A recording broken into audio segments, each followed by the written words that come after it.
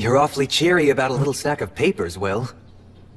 You could tell, huh? Yeah, you're grinning and caressing that paper the same way that someone might touch a woman's body. Is that the stuff those craftsmen gave you? They said they were the best of the trial sheets they made. You really are happy, huh? Well, the way I see it, these are the future of this town.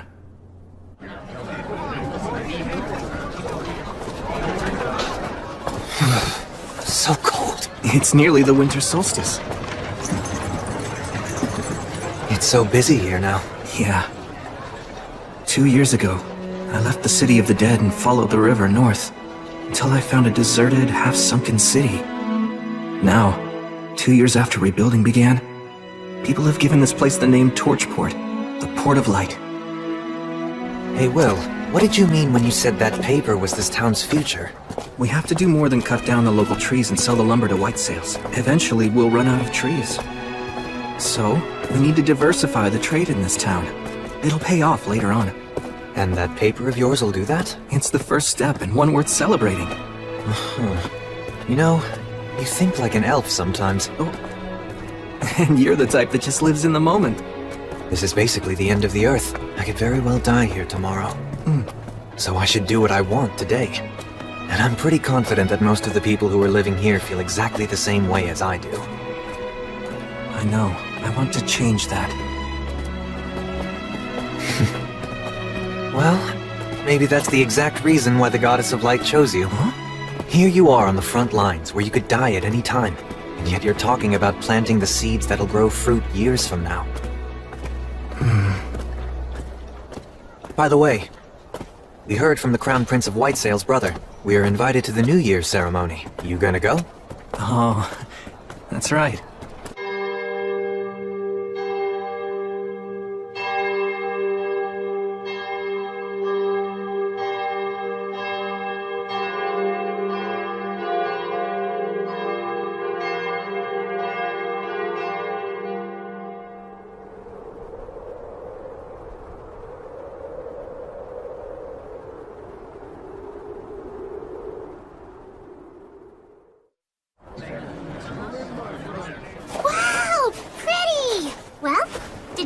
Winter Solstice Festival?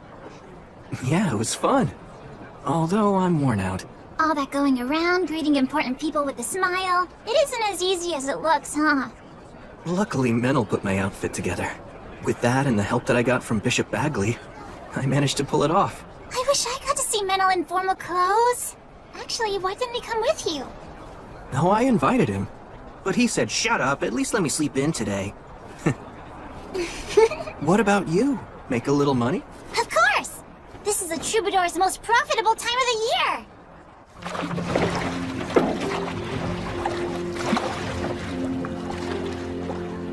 What's the matter?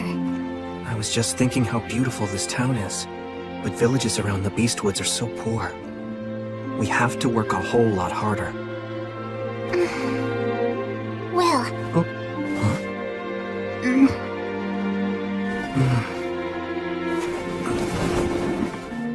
Huh? You worry too much. Bea. You know it's true. You can't help yourself. Well, I made a promise. I swore that I'd act as the goddess's sword to banish evil, and act as her hand to save those who are suffering. Oh. Listen, of course it's very noble of you to pursue kind-hearted goals such as those. But if that's the case, you ought to be trying to please the goddess more. What do you mean? Just think about it. What would you do if a villager brought you food to show his gratitude, but was so thin he could barely stand upright on his own 2 feet? I'd tell him that he should eat it himself. Oh. Don't you think the goddess would feel the same about you? Yeah. Thank you, Bea. To show my appreciation, I'll take you anywhere you want to go. Oh wow, that's an offer I can't turn down! Let's go! Bea, you sure about this? Yeah, absolutely. There's something I want to see. But unfortunately, it isn't the kind of place a lowly troubadour can get into just by asking nicely. You could sneak in though, right? Because on top of being a warrior priest, you're a great sorcerer. school tucked away in the woods of a forbidden land where sorcerers study the words of creation. The Academy. Well, let's go then! Wait, Oh, hold on a sec. This is Maze Alley magic. And there are several signs here too. Warning, paralysis, sleep, blind. Yeah, we can't go in there. wait, what? But shouldn't you be able to get through it? Come on! Use some of your brute strength! If we tried to force our way in there, it'd end up raining blood. And not metaphorically. It's set up to keep out the uninvited. I see. Well, if even you can't get in, then that's that. Let's head back into town and go We can't sneak our way in, but Yes, Will? let's just go up to the front door. Yeah, that's a great idea!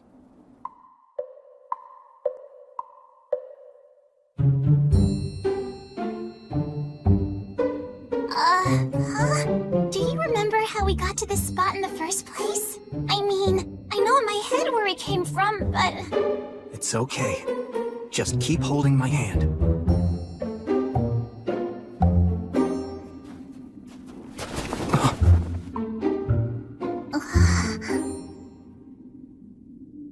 Well, this is just being mean now. So, where do we go? Which is the right path? Ne, fronti crede.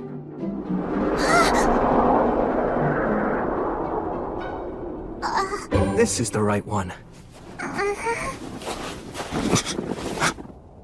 Either learn or leave. So, does that mean if you won't learn, you have to leave? Will, Huh? don't push it, okay? Even the wandering sage in his youth couldn't pass through this route. Or at least he wasn't able to make it all on his own. What? Gus couldn't? He was a child prodigy, but even so, he wasn't able to visit the academy without getting his master's help. That's how he found out how much he still had to learn. I see. So even Gus couldn't get through here when he was young. What is this? A curse? Looking at it makes me feel really uneasy. I can't sense any mana at work here. But doesn't that make it even more suspicious? Setting a trap in something that's obviously questionable is a classic move! You're right. There's a sign carved in it that makes you feel uneasy. Man, talk about super twisted. I could write a song about this alone!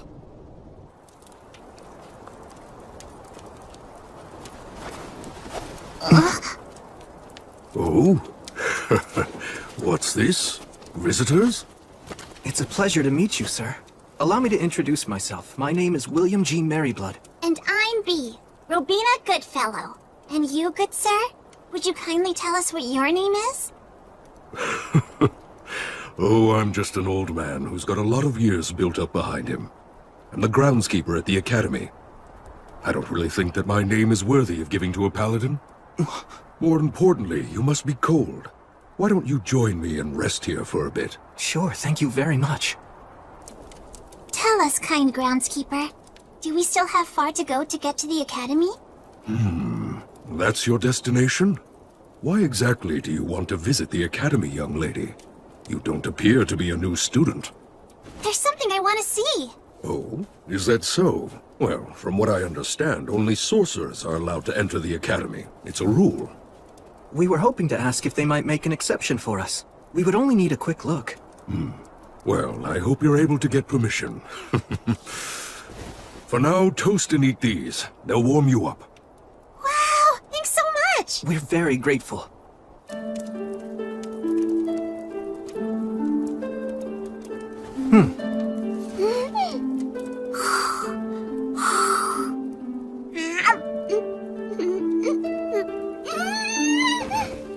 This is so tasty! It's goat milk cheese, right? That's right. It really is good. Incidentally, I've heard that the faraway paladin knows how to do magic. That's true. I can't deny that I have learned a bit. As the Academy's groundskeeper, I do witness magic from time to time, of course. But nonetheless, I'd be very interested in seeing firsthand just what sort of magic you're able to perform. I see. I think I'm being tested. I'm sorry, but I can't use my magic simply to show off. Please understand. Even if I beg to see it? Please forgive me. Has that always been your stance? Yes, my master taught me that. I want to uphold his ideals as best I can. Well, in that case, might I ask a favor of you? Yes, of course. Last night's snow has left all the trees quite damp, so my fire just keeps on smoldering today. It's rather tough on these old bones of mine. I'd really like to have some dry firewood if I could. Do you think you could prepare some for me? I could have solved this problem easily if I simply spoke the words of drying. But you can just use a fire to dry out the damp wood. That's common enough knowledge. I really appreciate this. It's so nice and warm. Now then, I have a question I'd like to ask the two of you so I can get your opinions on something. If great magic were to exist in this world, what do you think it would be like? Maybe it'd be magic that brings people happiness. Oh? Whether it's the simplest words used to raise a smokescreen, or a highly elaborate and intricate artistic sign. If it was woven with the prayer that's intended to bring someone happiness, I think that's plenty great. What an intriguing opinion. And just why is it that you feel that way? That's easy. It's because that's the way Will always uses his magic. It's a part of the reason why I like him so much. Although I will say he also tends to set aside his own happiness. I'm not too crazy about that part. Bea. Yes, I see. Splendid.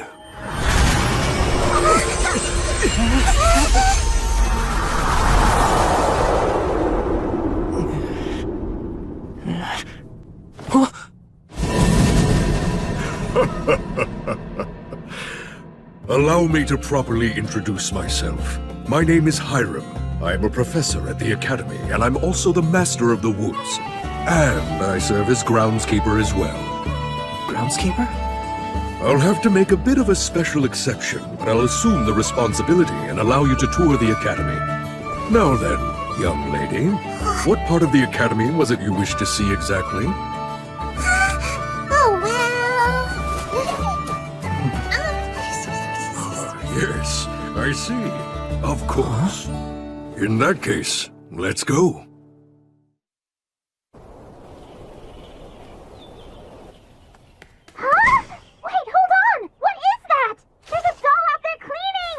That is a golem created by a previous master of forms. It's quite a handy thing to have. Incredible. It moves so gracefully. Even if the mana here is very stable, I can't imagine the amount of work that must have gone into it.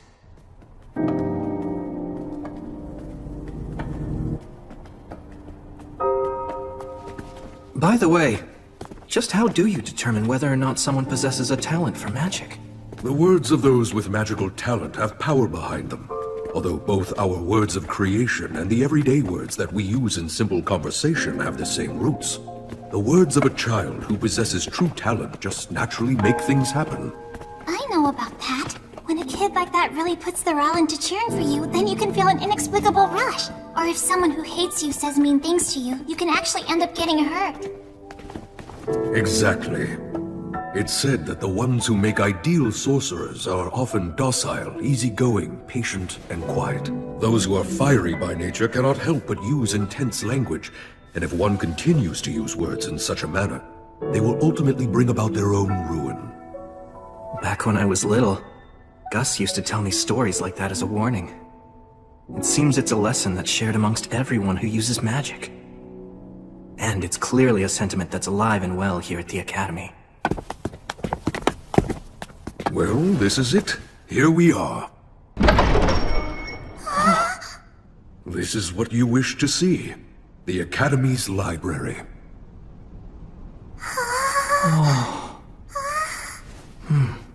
I personally authorize you to browse anywhere you might wish, except for the forbidden shelves downstairs. I know my request to come here was unorthodox, but thanks for allowing it. Very well then, I shall be waiting for you out in the courtyard. If you need anything, just call for me.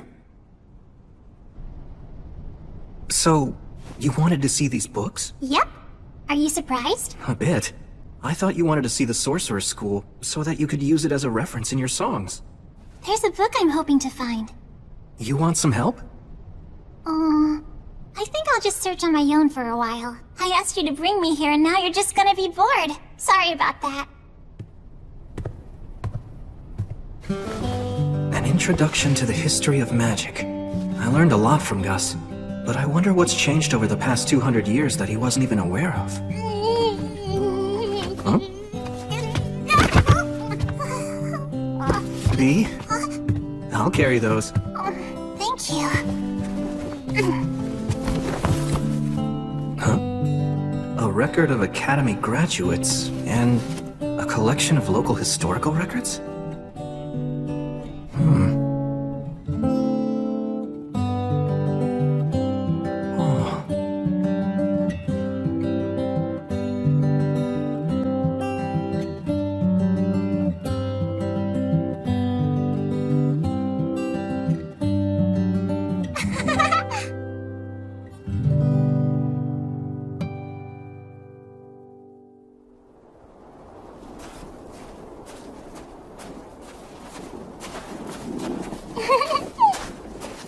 Hey, B.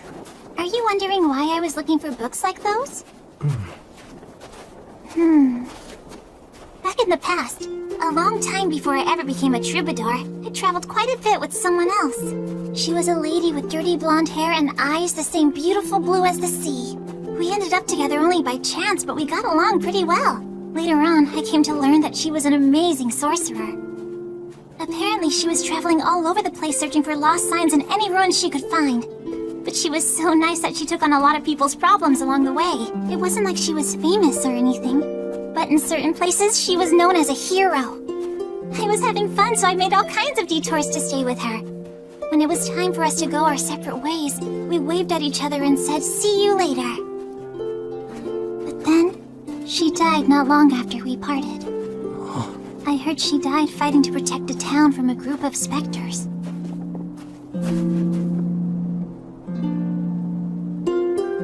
I'm sorry. Oh, don't get the wrong idea. It isn't that I'm feeling upset because she died or anything. I mean, yeah, of course I'm sad, but she'd made up her mind, right? I'm not really big on regretting the choices other people make. But even so, I can't just sit around and let that kind of resolve be forgotten, can I? She was a hero. So many people mourned her death. But even that grief was washed away by the passage of time. And she was forgotten. Eventually, nobody spoke her name again. This world is full of dangers. Every hero who is born is one day quickly forgotten. I guess that's just how it works. But still, they praised her and thanked her, and when she died, that was it. I can't stand that. Someone's determination isn't something to use up and throw away. So I've been singing about her to keep her story alive. And along the way, I realized something. What's that? Those songs about heroes, they create hope. Do they? Those songs tell people that there's someone out there trying to save them with exceptional strength or magic. That there's someone who's fighting for them. That maybe there always has been. That brings a lot of hope to people. It's just the same as the 3 heroes that you're so fond of. And maybe like you too. Hey, look! That's what heroes are! They're like guiding lights. Wherever it is you walk, there are people who will follow after you.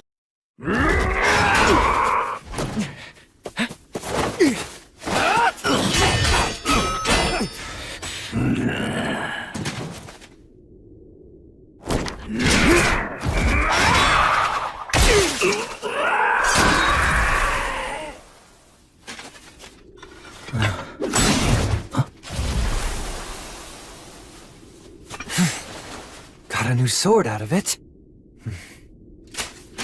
If the demon commanders were the gatekeepers, then that means... Yeah, it means the Lord of the Forest must be ahead.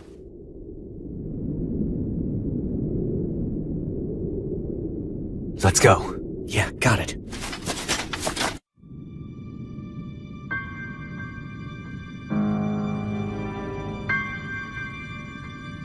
So is that big tree? Yeah, he's the ruler over this forest's winters, the Lord of Holly.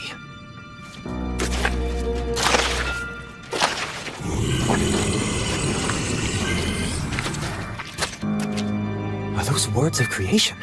No, actually. That's a curse. Those are blasphemous words.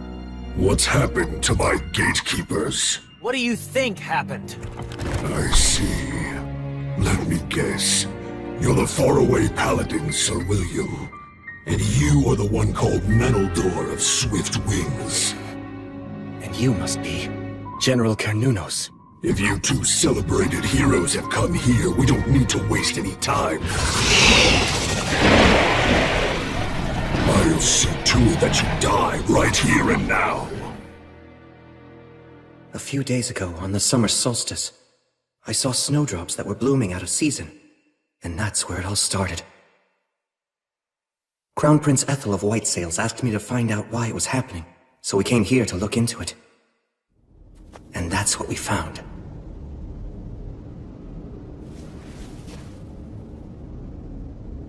What in the world happened here? The forest. Huh? The forest has gone completely mad.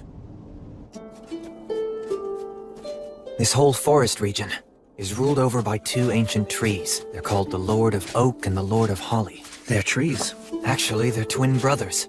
The Lord of Oak rules from the winter solstice to the summer solstice. Each solstice, they yield royal authority to each other, thus maintaining the cycle of the seasons. Then... It seems this time, the transfer of royal authority may not have occurred for some reason. It was disrupted on the summer solstice, so... It must have been the Lord of Oak. Great Lord of Oak, ruler of the forest. Why won't you give the Lord of Holly the royal authority? Nay, children of man, you have it the wrong way around. It is the Lord of Holly who will not accept the transfer of power. Why not? That I do not know. My communication with the Lord of Holly was severed, so the transfer of power cannot be performed. The royal authority is powerful and far-reaching. If it does not lie with the correct owner, it will only foster the spread of evil. It may only be a short time now before this forest suffers a fatal collapse. All right then, will you give it to me? What? Menel? Hear me, Lord of Oak. Please entrust your royal authority to me. I cannot. It may have been possible for the true Fae from the days of old, but because you carry human blood in your veins, you would not last even a month. Your very soul would be destroyed. If I'd have a month, then that's no problem. I can resolve the whole matter with him in that time. But why would you go to such lengths? I swore that I'd live my life looking forward, to atone for my sins. Through a friend who saved the soul of the one who saved me, I made a vow to the great goddess. There's no greater reason than that.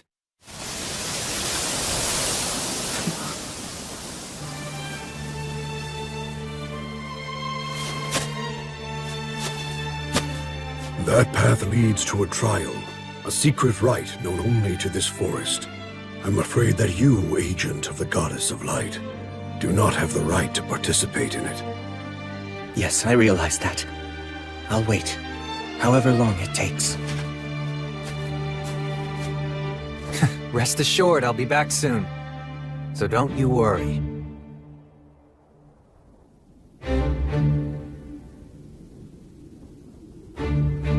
I don't know exactly what happened in there, or what trials awaited him. I'm not sure what hardships Menel experienced or what he overcame. But...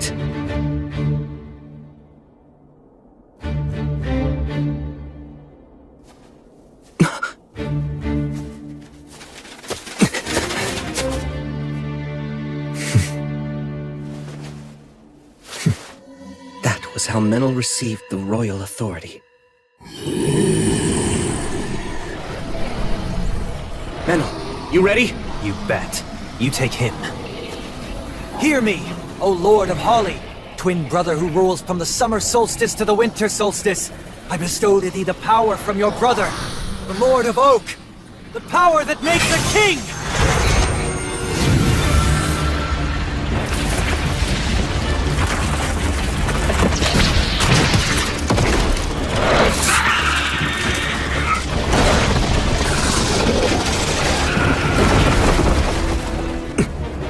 You're going to regret that. I can't believe that you have already won over the Lord of Oak! You're done. And now for the forest! Like Gracefield's light! By the goddess of the cycle of death and rebirth!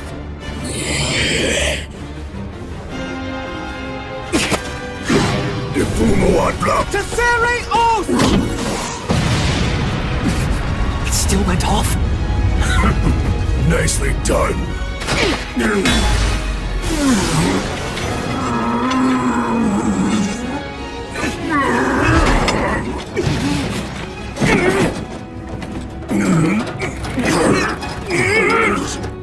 Are you really human?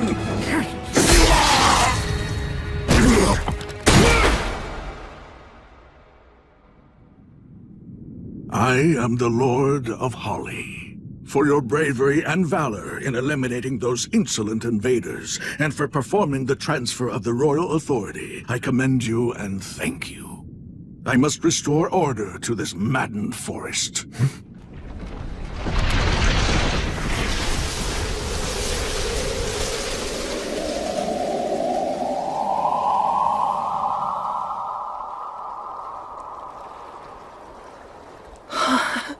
He wields that insane amount of power as if he's just casually waving a hand. Child of both elf and man, you will be like me one day. Huh? You forged a contract with my brother, the Lord of Oak, after all. Though only briefly, you held the authority to rule the forest. Your human and Fey blood, along with the power within you, is already inclining toward Fey, bringing you closer to being a suitable vessel for a Lord of the Forest. I had zero intention of doing any of that. That is what it means to entrust the royal authority to another, young Sprout. Worry not. This does not mean that you will transform right away. So long as you do not neglect your training, then it might well be over 100 years before you become a new Lord of the Forest.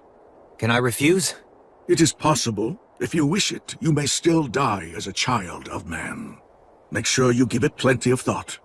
And you, child of man, disciple of light. Yes, sir. There is something that I must tell you. Do you know of the mountain range to the west whose rocks have turned red? The Rust Mountains? Is that what you mean? I'm afraid that in a future that is not so distant, the fire of Black Calamity will break out in the Rust Mountains. The flames will spread and may even consume this land in its entirety. What are you saying?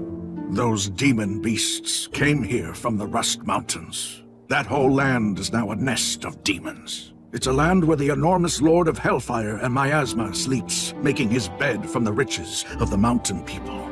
The Lord of Hellfire and Miasma? Whether you choose to fight it or accept it, be prepared. That day is not far off now. This is both a warning and an act born out of duty. Child of man and young Sprout, I promise you will have a bountiful harvest this autumn. The fire of Black Calamity. I truly asked too much of you this time. Although, I guess I should add again. You got that right. You send us every damn time something happens. Well, keep in mind that the Paladin here is a retainer of mine, after all. And if I send for Sir William, I get a fine hero like you along with him. It's really quite a bargain. I'm not some market stall bonus. Perhaps not, but you are the Paladin's friend.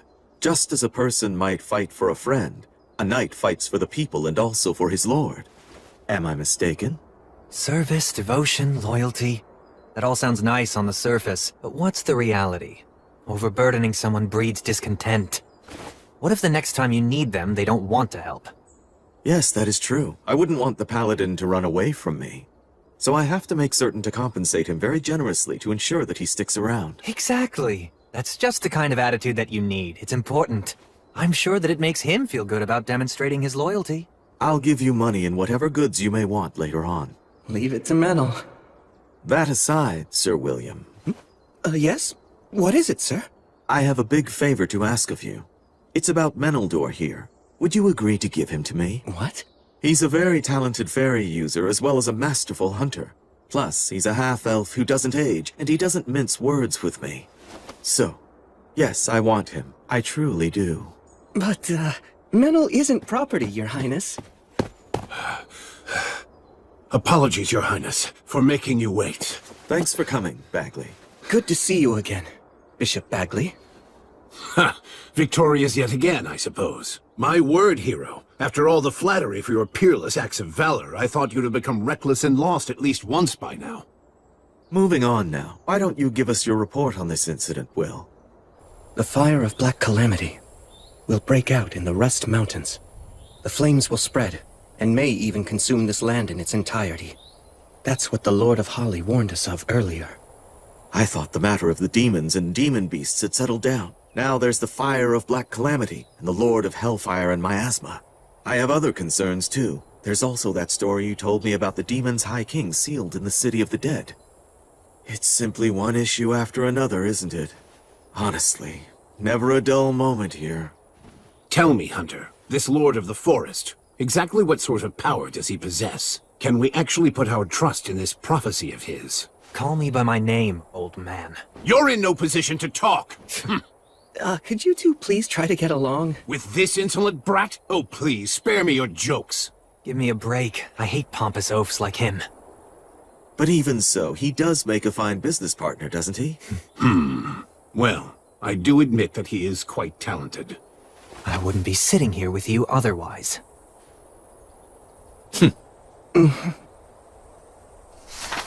Here, look at this. The Lords of the Forest rule the entire region adjacent to this ley line. A lord can be a spirit dwelling inside a great tree or rock, an aged beast that's acquired intelligence, or one of many other forms, but regardless of their appearance, they've all lived for at least a century or two. Essentially, they're a forest's heart and mind, and they know everything that happens within their domain. If a prophecy is from a Lord of the Forest, then there's most likely solid grounds to support it. It's more like a forecast. In that case, this seems like a matter that we should treat as a high priority. Yes. So now, the Rust Mountains, the dwarf capital that's in ruins, has become a nest of demons, huh? That's perfect! Because that means we can fight them with our full force! Look, we know exactly where the problem is. A desolate, hostile land with no innocent bystanders. Which means, this case is perfect for me. Yes, that's true. I suppose you're right. Would you handle this matter, Great Paladin? Yes, of course. Oh, for the love of... If a Lord of the Forest promised you that there'd be a bountiful harvest, we can assume that we're safe until autumn at least. First, we should gather information. I'll ask my troubadour friend, and talk to the dwarves living in Torchboard as well. Can I entrust all of this to you? Yes. For the time being, this matter must remain a secret held only between the four of us. Right, not a problem. I'm sure it'll all work out. When you say it like that, it makes me feel like it actually will. Just don't get cocky after all this hero treatment and let your guard down. You want to know about the Rust Mountains? Yeah. I want to learn everything I can about them. A troubadour song doesn't come for free, you know. What's my info worth to ya? Tell you what, if we end up having to go to the Rust Mountains, you'll be the first to know any stories we hear. Is that good enough for you? Okay, that's an offer I can accept. First of all, 200 years ago, the Rust Mountains were known as the Iron Mountains. They served as the home to the Iron Country, which is the nation where the dwarves once lived. They were mountain folk who followed Blaze, the god of fire and technology. It was a powerful country that used to be included as a part of the Union. The Iron Country, huh? But then, it was lost in the Great Uprising 200 years ago. The dwarf leader, the monarch of the Mansion on the Rock, led his men to stop the demons' advance. Many powerful warriors battled against the demons, but they all died fighting on the mountain. A lot of blood was shed, and many weapons were shattered. And then the mountain became the demon's nest. Then at some point afterward, the area became known as the Rust Mountains. Was that because that's what happens when iron dies? The details have been lost. Not even the songs about the battle have survived. There isn't any real information about it. Why's that? Because all of the dwarf warriors and citizens were basically wiped out. And also, no one will mention the fate of any dwarf who fled the country. It was just too cruel to talk about. Half a year ago, I remember we took in a group of dwarf refugees over at Torchport. I'll never forget it. They had a look of utter exhaustion in their eyes. It made me realize that just one wrong step, and that easily could have been us instead. Manel, you... Everybody knows what terrible things can befall people who are driven out of their homeland. That's why none of them want to talk about their home, or bring up anything about what happened in that final battle. I can understand that. Anyway, that's really everything I can tell you about it. I'm sorry. No, don't be. You've been really helpful. But you know, Will. Huh? If you were to approach them with the understanding that you have now, they just might be willing to talk. Especially since it's you. Good advice. Thanks so much.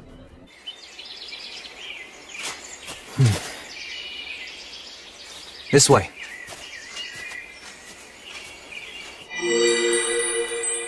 This is the fairy's path. You sure this is the right way? Yeah, I can tell. I mean, I can tell now, at least. Because of the royal authority? Apparently, although it's not like I asked for it. You know, if you and I end up getting separated, then I'm done for. Oh, don't worry. There's no way I'm going to lose you. If you wander off, I'll just drag you back. Really? You can do that too? I was planning to train myself to do this. But hey, whether you get it for free or work for it, power is power. It's really all the same once you make it a part of yourself. This is amazing, though. I mean, you were going to become a Lord of the Forest someday. Well, maybe in 200 or 300 years. It could even be more.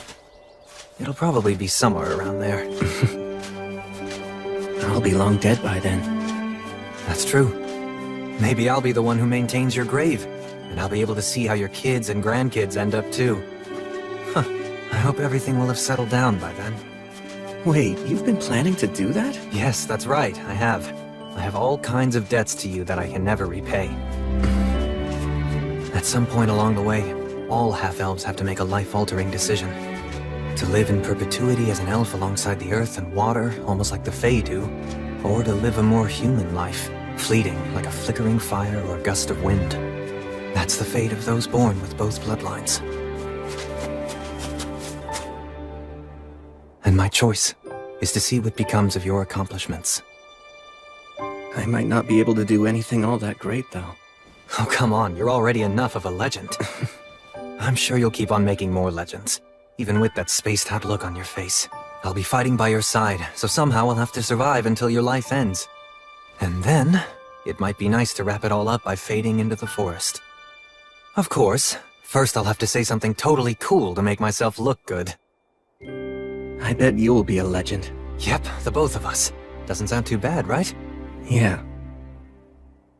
Oh. Amazing. It should have taken days to get this far. Pretty handy, huh? It's kind of scary how easily you use that power, though.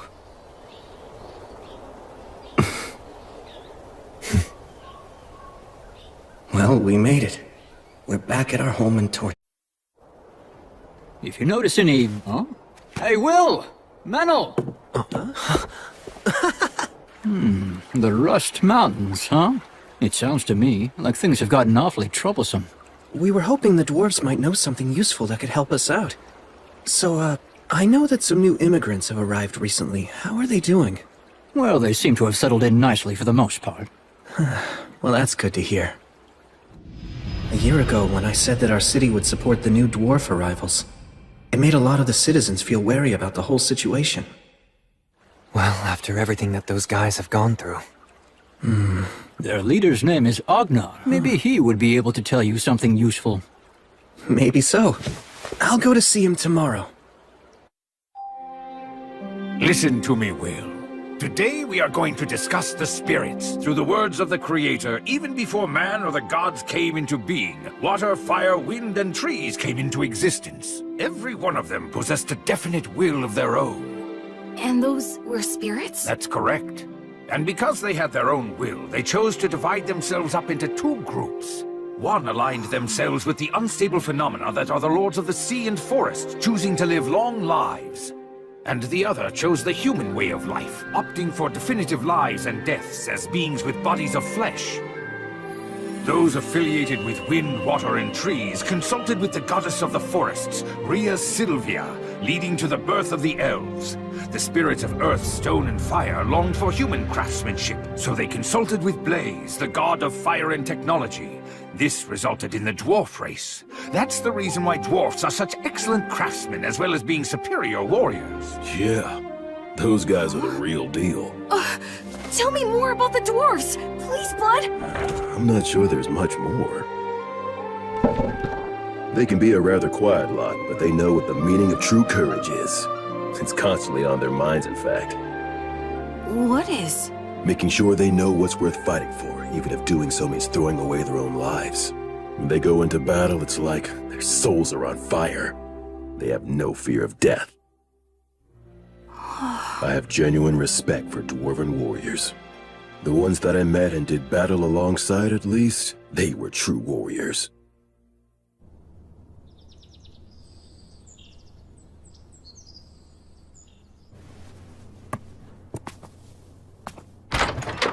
Hello there, good morning. Young master, good morning. I'm heading out soon to do some training. That's quite some bedhead you've got there.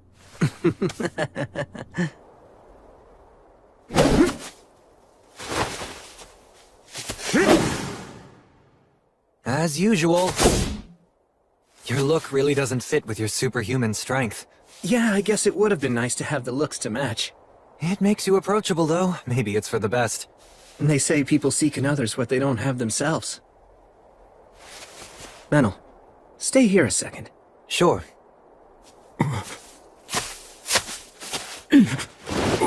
Hey there, good morning. Yeah, good morning.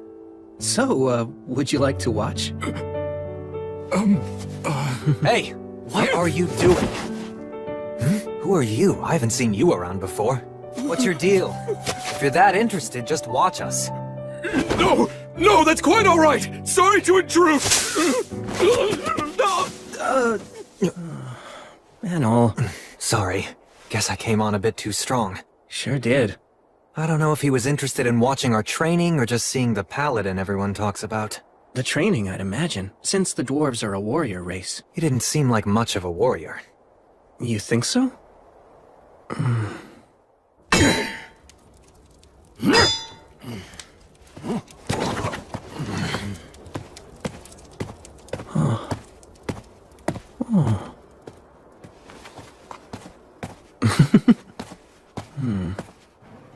Welcome! Thank you for coming here to see me. I'm sorry for visiting you on such short notice. Oh no, it's no problem at all. Besides, there's someone that I wanted to introduce you to. He represents the immigrants who've recently arrived in this city. He's actually my granduncle. His name is Grendir. At your service. I serve His Highness, the Crown Prince Ethelbald Southmark. I've been entrusted by him with the duty of governing Beastwoods. My name is William, sir. So you and your people, why did you come here? We came to die. Pardon me. Uncle Grendir, you're only going to upset him by speaking so frankly. We haven't much longer left in this world. Our only wish now is to die with our eyes on our homeland. Uncle Grendir is one of the last survivors from the mountains to the west. Oh, from the Iron Mountains. I gaze at those mountains from this great distance, dreaming of the day when we can reclaim them, and hoping such a thing is even possible. I know that I'd be able to die happy if that dream would only come to pass. While I realize that this may cause you some inconvenience, I would be willing to do any kind of work if you could just allow me to stay in some little corner of the city that... Please just rest at ease. I'll do everything that I can. I promise that I'll protect all of you from injustice. Thank you. Thank you so much. 200 years ago, there was a monarch who ruled in the Iron Country. Short and frail, he wasn't very proficient in the martial arts and preferred to spend his time writing. His name was Arvanger, the last king of the Iron Country. He presided over an age of peace. The land was blessed with prosperity and well-being. But then, a storm came. From the depths of the abyss came an invasion of demons that was led by the High King of the Eternals. When the fires of war encroached upon the Iron Country, an emissary from the demons appeared. It demanded that our people agree to follow the High King. Today's our last day to respond to their demand. If the only difference is who sells us weapons, does it really even matter? Those demons can't be trusted! We must fight them to the death! But if we're dragged into war, our children will die! What are we to do? I will make the decision.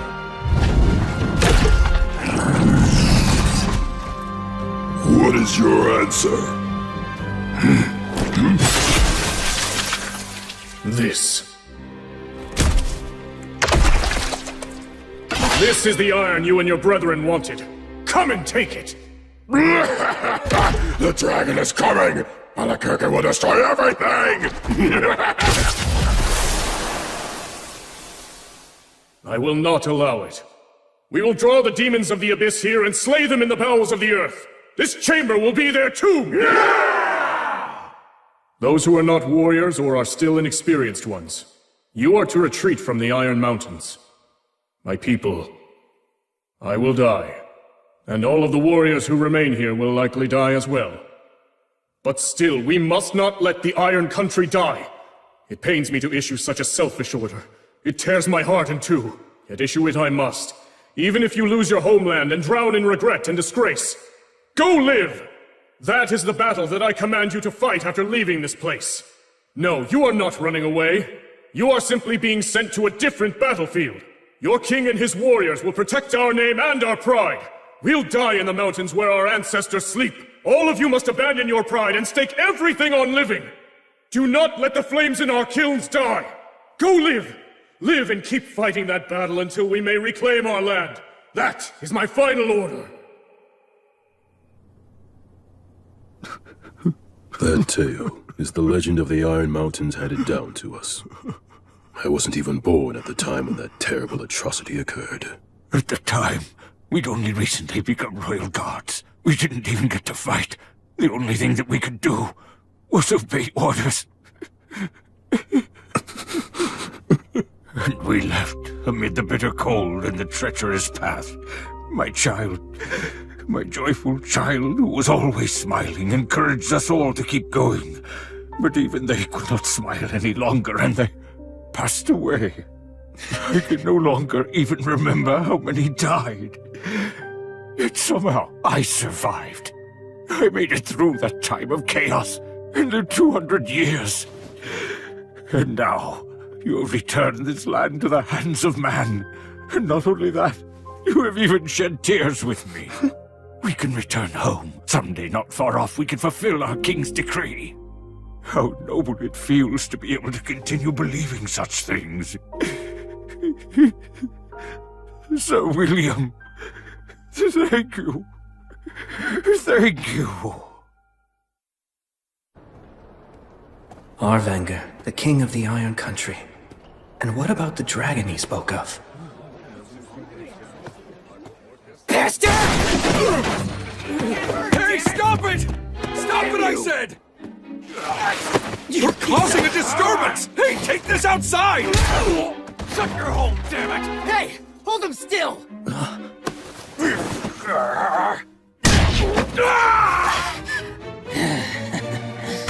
That's enough. Huh? Shut up! What the hell? I won't let you take this any further. You two have just had a bit too much to drink, right? Sorry for the disturbance! Take this and spare us!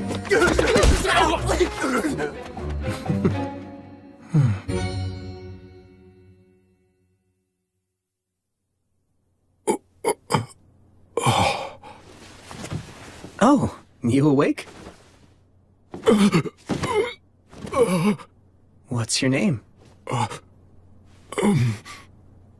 Rue. Oh, it's Rue, huh?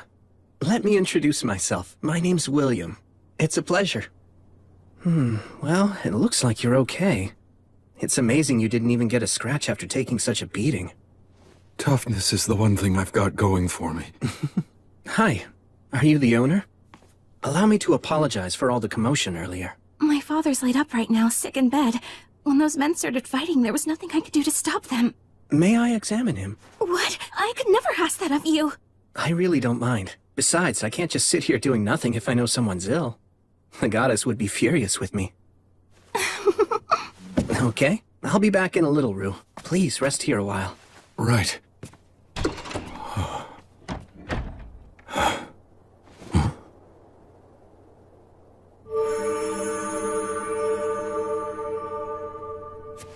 Okay, you ought to be just fine now. Thank you so much. I received this healing power from the Goddess of Light.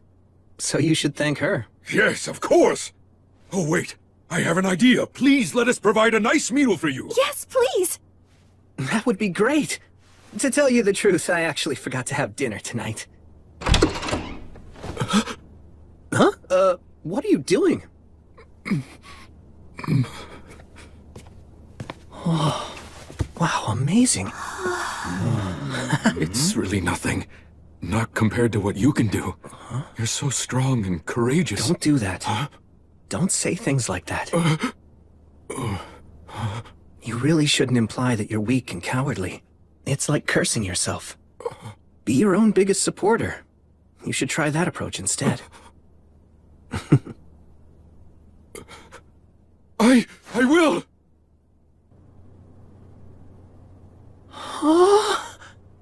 Enjoy it before it gets cold. Thank you very much. Earth Mother Mater, and all of the virtuous gods, as we now partake of this meal, we give thanks for your grace. Please bless the food before us. Now then, cheers. Yes, cheers.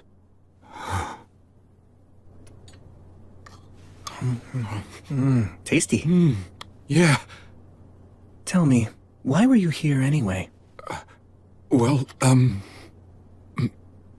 you see, I just migrated here, and I guess I kinda wanted to get my bearings. So I was sort of exploring. There's nothing unusual about wanting to look around. Yeah, but all the other people in my clan have been keeping busy. You're talking about Grendar? You don't need to worry about that. Actually, I just happened to come from speaking with him in Agnar. You are remarkable. You're just so strong and dependable. I'm afraid I'm nothing like you. Then, why don't you give it a try too? You can get a certain degree of strength by eating well and training.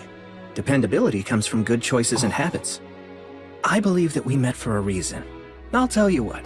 Try considering this idea. Become a Thane. You could work for me if you want, if that's something you're interested in. Wait, really? Do you actually mean that? Just tell me what you want to do. As long as it's what your heart desires, then I want to help you achieve it. To be honest, I might just cause trouble for you, but still. Yes, please. Let me learn from you.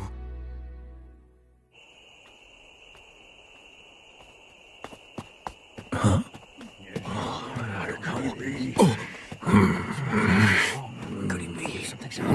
Young master! Where in the world have you been? Before you go somewhere, you must tell us! Regardless, I'm glad you're safe. I'm very sorry. We were so... Seems Rue was raised by people who really care about him. Perhaps they even care a bit too much. You get it? Could have been hurt. Listen to me. Never do something like this again. Pardon me. Hello, everyone. I'm William G. Merryblood. I must apologize. Rue and I met by chance and we got to talking. We hit it off and I didn't realize what time it was. No apologies, please. That's the paladin? He's dreadfully strong. He's more than just strong. He could crush us all, if he wished to do so. My name is Gel Reese. I appreciate your apology, and I will gladly accept it. You have my humble thanks. Now then, what brings you here? It's about Rue. I would like him to become my Thane. You want to make the young master a Thane? That means that he'd have to accompany you on beast hunts. Being the paladin's Thane is too dangerous. You have to give this more thought. What do you want to do?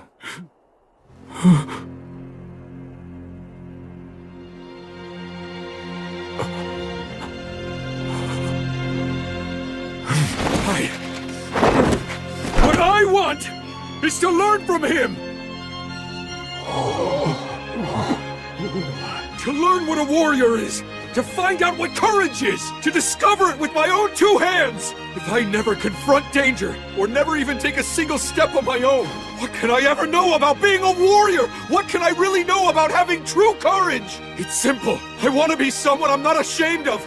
For our ancestors! If I know nothing of battle, or of courage, or of conducting myself nobly, can I call myself a dwarf? It's final! I've no intention of ever reversing my decision!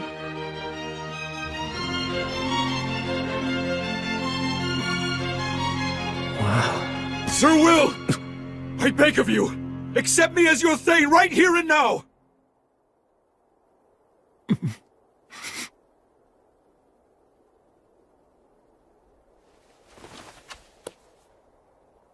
I will guard with my own 2 hands the loyalty you offer.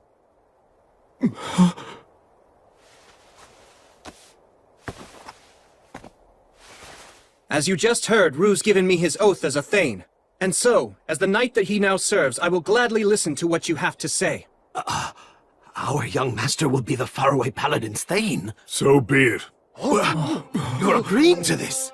He's never asked for selfish favors. He's always respected the predicament we have lived in. And as he just said, this is what he wants. All right. I will explain the situation to Grendir, young master. Thanks so much. But still, know this. From this day on, you can consider yourself to be like a dead man to me. But why? Since you've entrusted your loyalty to a great warrior, you must never value your life above his. Serve him faithfully, prepared to die for him without hesitation if it ever becomes necessary. You understand? Yes, I understand! Grendir and I will check in later to see how things are going. Take good care of our young master. Of course, I most certainly will.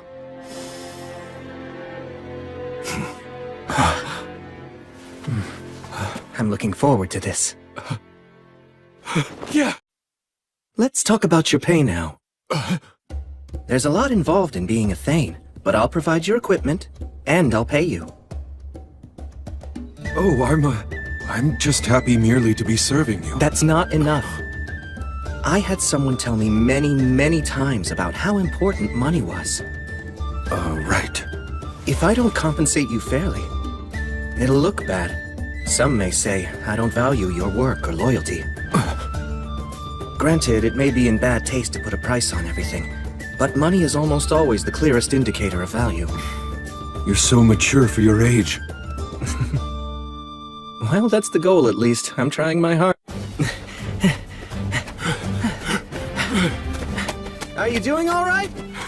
I'm just fine! Great, we'll do one more lap then. Okay!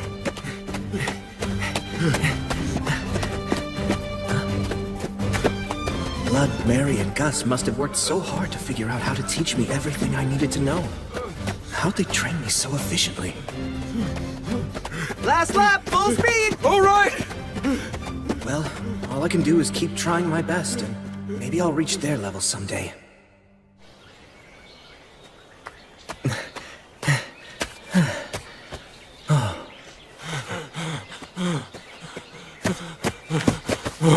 Good hustle. Do some light walking to catch your breath, and then we'll start strength training. Right.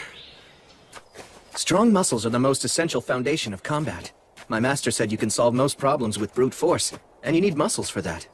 I see.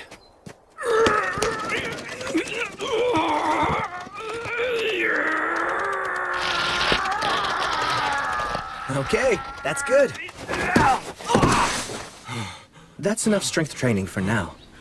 Will we do this every day? Yep, we worked on your arms this morning, but we'll alternate our training. We'll focus on different muscles on different days. Yeah, I guess that makes sense. Actually, later on, I'd like to do some practice swings with you to check your footwork and how you move your body. Uh-huh. But first... I think you guys met before, but let me introduce my friend, Menel. Hey. Oh, yes, hello! So, I guess I should say I'm sorry for scaring you the other day. Oh, that's okay. So from this point forward, Menel will join your training sessions. Also, I'll be asking him to work with you whenever I'm away or unavailable. Right! I appreciate your guidance. Sure thing. I need to go and attend an assembly. After that, I'm going to go check on the people who we treated earlier. I'll let you take over now. Fine. Okay, let's start with practice swings. Right! Okay, I'm counting on you then. No problem. I'll take care of it. Oh, hey! It's our lord! Ah, well, good to see you.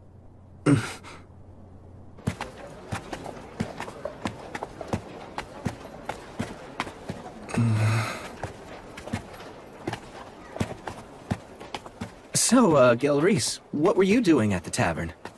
They'd received a booking for a big celebration that's scheduled to happen 10 days from now, and they asked me to supply the meat for all the guests. Oh, so you hunt for a living, do you? No, actually, I work as a mercenary. But thanks to that, I have some experience in handling crossbows and traps. So hunting is just like a side job? Something like that. Hurry up! That's right. Not so fast, kids. Okay. It's truly a fine city. Yes. People from many walks of life work to make it that way. You know, Paladin. Yes? There was a time when I was a warrior in the service to the Iron Country. I was inexperienced as a fighter, so I wasn't granted the honor of dying in battle beside our king. To fulfill our king's final command, we took up weapons and worked for many different employers to get by. Contentment was not easy to find. We traveled across many lands before finally arriving here in this city. Please, I beg of you, guide our young master and teach him as best you can. Yes. I swear on her light.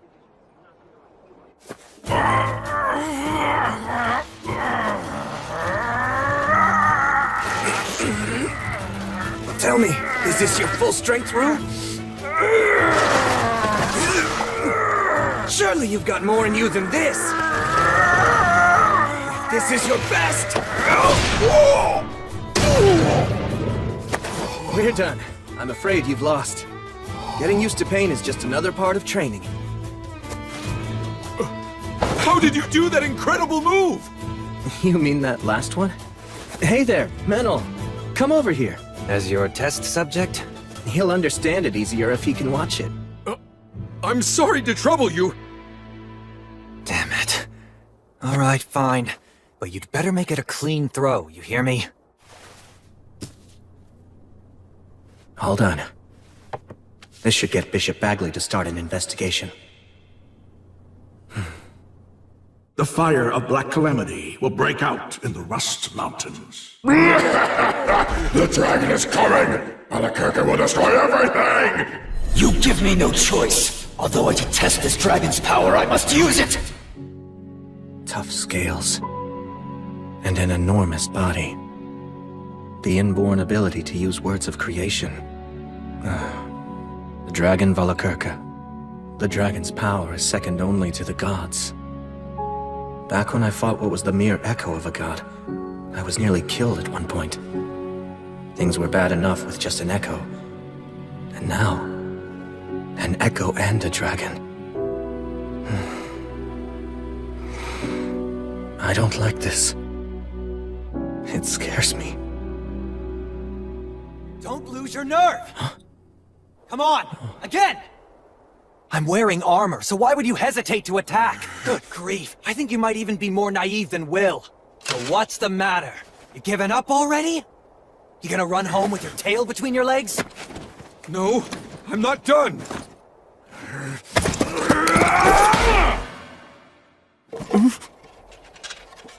Right on my head and I barely felt it. Are those bulky arms just for show? Huh? Oh yeah, you're clearly scared now, aren't you? Are you gonna start crying and run away, are you?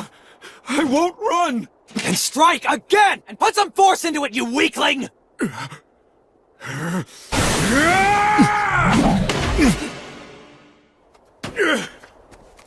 Always reliable, that Menel.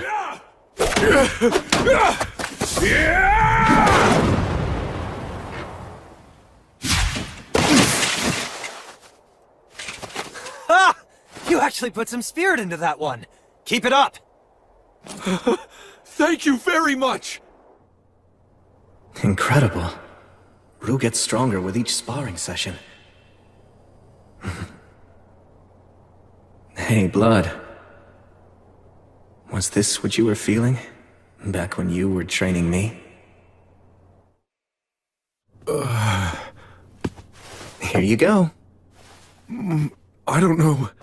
I don't think I can eat all this. Then your training will go to waste. Force it down if you must.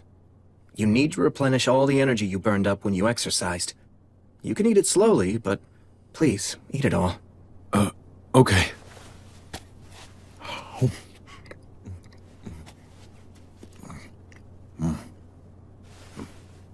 So, I just wanted to say thank you once again. For what? Well, first of all, for allowing me to become your Thane, and second, for the training you're giving me. You even pay me and provide me with food, and for all of that, I'm extremely grateful. Are you aware of my background? Well, I have some idea, I guess. You see, I was actually born of noble blood within my clan. My parents died of an illness while I was young, so the other people in my clan shielded me from hardship. Well, that much is apparent. But I started wondering if that was the right way for me to live. I bear responsibility for my clan. Should I be so weak and so cowardly? Then one day, I heard a song that was about you. I couldn't stop thinking about it. I couldn't stop wishing I could be like you. Getting to serve you now is like a dream come true. I'm so glad to learn from you. To be able to understand what it means to be a warrior and what courage truly is. Thank you.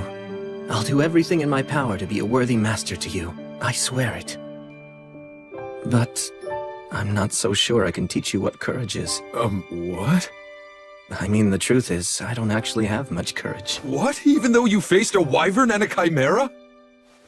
Rue, if you face opponents you know you can defeat, is that really courageous? You knew that you could defeat them? To be frank about my combat strength, I'm far more powerful than a wyvern or a chimera. I can kill them by just using my fighting techniques. Wyverns and chimeras, none of them frighten me. Beating opponents you're not afraid of, that isn't courage. Well then, what do you think courage is exactly? You know, I'd really like to know the answer to that myself. What would I do? How would I face an opponent who I don't really think I could ever defeat?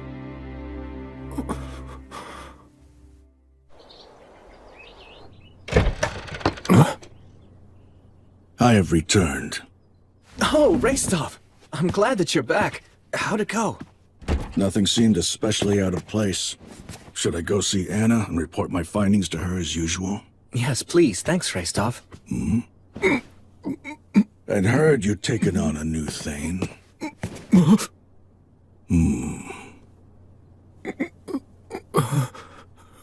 You're too hunched over.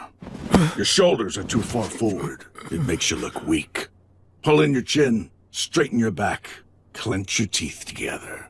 Don't let your eyes dart around. Look someone in the eyes or look at their mouth when you're talking to them. Right! That's good. Or at least it's a little better. My name is Restov. What do they call you? Rue! I see. And what do you think of William? I respect him! Then make sure you don't do anything to damage his reputation as your master. Keep your eyes facing forward, and always stand up straight. Right! When you speak, do so with confidence, and choose your words carefully. If you can't do that, stay silent. Got it? Yes! Was that okay? Of course. I was actually planning to ask you for your input. Good then. You said your name was Rue? Well, be prepared. I'll be butting into your training. Right! Oh, that's right. Hey, Restov. What is it? Let me ask you, what do you think courage is?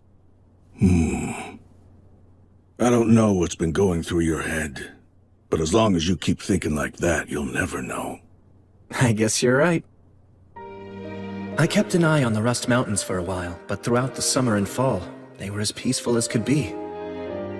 Just as the Lord of Holly promised, the forest was plentiful, which made everyone happy. When the time was right, the city even held a festival for the wheat harvest. The third winter that I'd spent in Torchboard was drawing ever closer.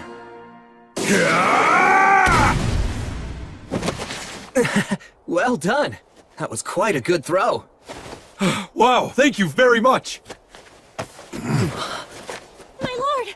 My lord! Sightings of undead were reported. Sorry it happened again. It's fine. If undead are involved, then I need to make it a top priority. So what should we do this time? Good question. Oh, Rue, I need to go handle this matter. It's very important. Will you come too? Really? Of course! It would be an honor to go with you!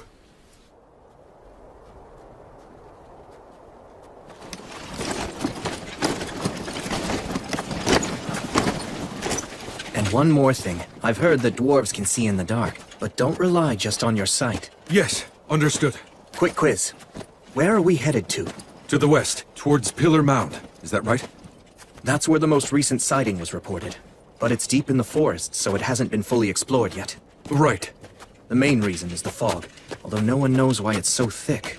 Whether it's the geography or a magical barrier. Let's remain cautious. Yes, sir.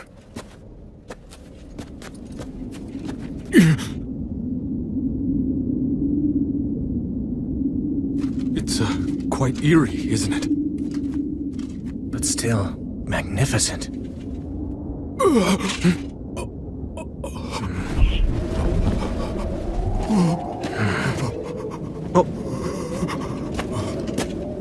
Sir Will! It's all right. Look closely. What is that thing? A gravekeeper, I think. A gravekeeper? This place is a burial site. Really? It is? This figure is probably here to scare off any potential grave robbers, and the fog is likely either a magical barrier or the result of a contract with the land spirits. I imagine the reason this place was created was to be a resting place for loved ones who'd passed on. And so... may everyone here please rest in peace.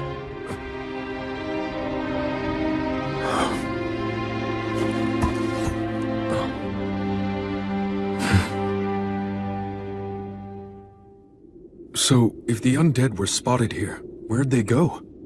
Considering this is a burial site, I'm beginning to think chances are that someone was merely seeing things. But I'd imagine that the undead are more likely to show up at burial sites. Why's that? They all received proper burials. Huh? Those who've been killed and then hidden, or bodies left out in the open, are the ones who tend to receive the god of the undead's blessing. I guess in a way, even the god of the undead is kind. The god of the undead can be kind? Yes, that's right. In a terrible way. But, sir, what exactly do you mean by that? Stagnate, the god of the undead, simply cannot bear to see people die miserable, hopeless deaths. Thanks to that, when facing a tragic death, all dying creatures are granted the right to overturn it. But, that's a... While it might be a blessing for them, it's a curse for others. But still, this remains a core belief of Stagnate's. That no one should ever have to die in misery. And if they do, they can overturn their death with the radiance of their soul. Sir Will, you, seem to know quite a lot about all this, don't you? To meet a real echo of Stagnate, surely you've never really encountered one of those before, right? Perhaps what you encountered was a herald instead. Sir, why won't you look at me? Well, I mean, how do I put this? Please don't laugh right now! It seems like someone was just seeing things. So then our search was all in vain? Is that? Rue, over here. Does this lead to the interior of the mound? Let's go look. Right. I don't see anything. Lumen. Flammo Ignis. Here, carry this one, Rue. Understood. How come we need two types of light, though? When you're going up against an opponent with no night vision, what's your first target? Okay. Let's go. All right.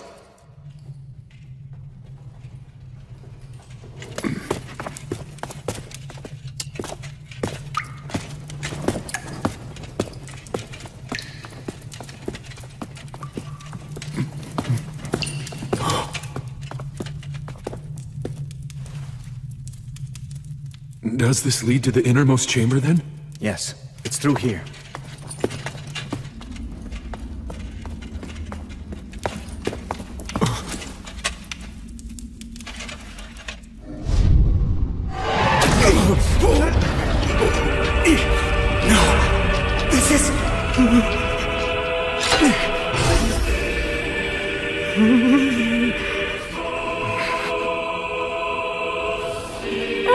Welcome. This is my home for now. Has it really been 2 years, Warrior of the Light? Stagnate, it's you.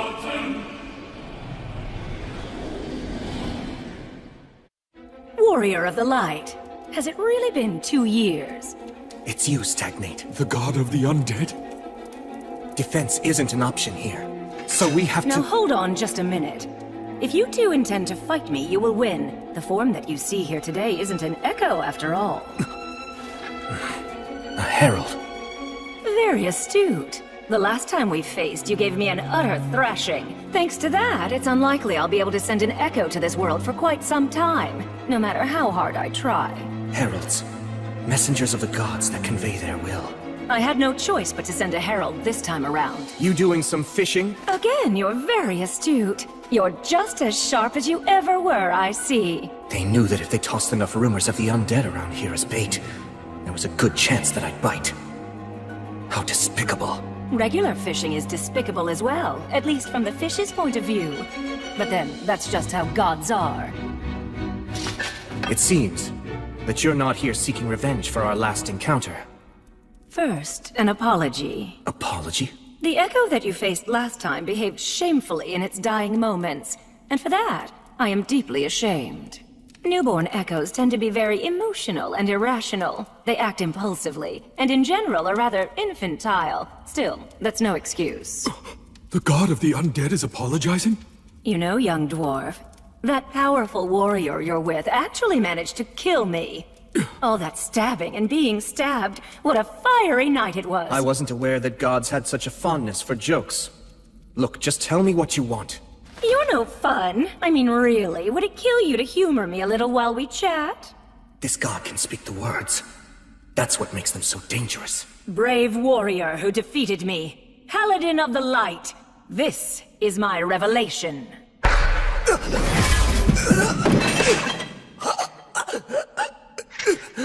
Sir Will!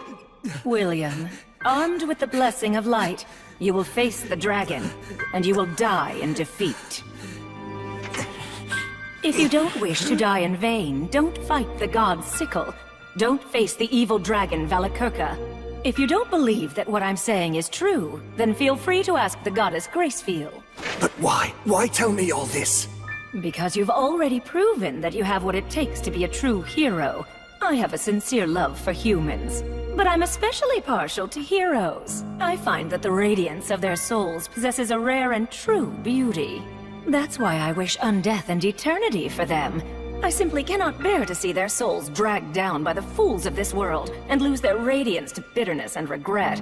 And I'd hate to see you killed by the likes of a vulgar beast such as Valakirka. Vulgar beast?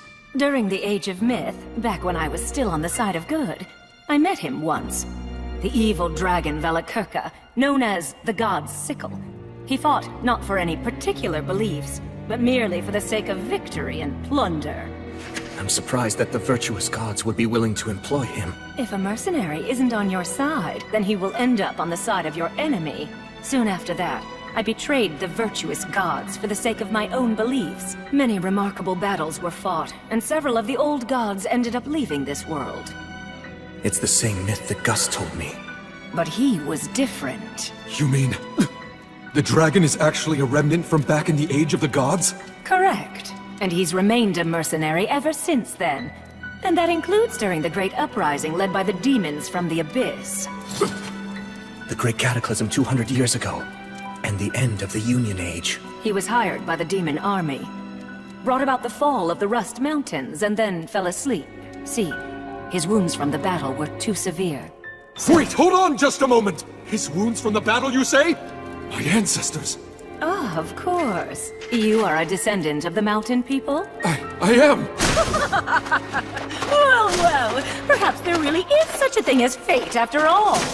All right. Then for you, descendant of the Iron Country, I, Stagnate, the god of the undead, shall reveal the truth. I'm sure you've heard of Arvinger, the king of the Iron Mountains. He was also a true hero.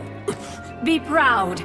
Kaldon, the famed sword handed down through generations, took an eye from the evil dragon who survived from the Age of the Gods. Wait, is that true? It was exhilarating. He was truly a great hero. I'm so glad. I'm so glad.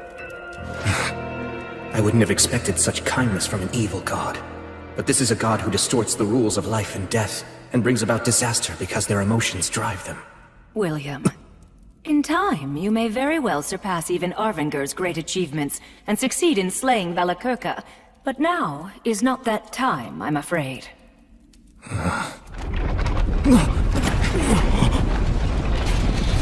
The dragon's sleep grows ever more shallow. The dragon's giving us a show of his power. Return home at once. Chaos is imminent.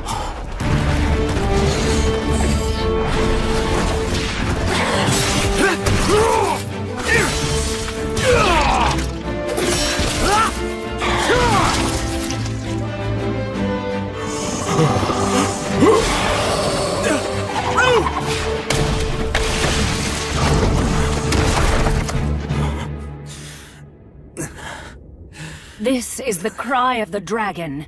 It also goes by the name, the Dragon Roar. The overwhelming might of a ruler, which strikes fear into every living thing.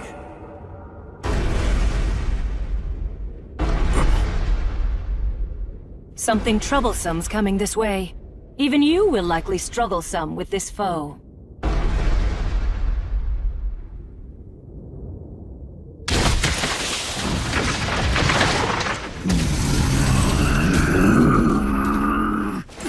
It's a giant? That's a forest giant. They're normally a mild-mannered race. He's been hit by the Dragon Roar. He's not in his right mind. What now? Will you kill him? Of course not. You can solve most any problem with just brute force, but that isn't the only way to solve things. So Will!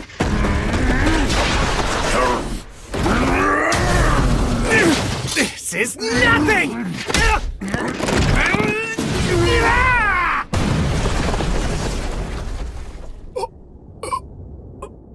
He just...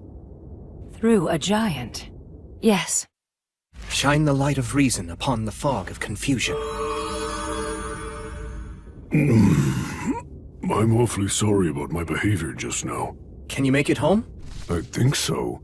Oguni Zoiku, e sokse uraka. Uhusama. Otenum, Roshiatagaro. Let's see. Nogarado, Reo Yanaba, O Sedo. Yeah, it really is scary, but Oko Wendabum Wentembena Rekurana. Onawushum, Nizimanim Ho Shabe Oko Pascha. Oh. I am Gungar of the Jotun. Ogiho ye soyo William, no ho ne ruhuso.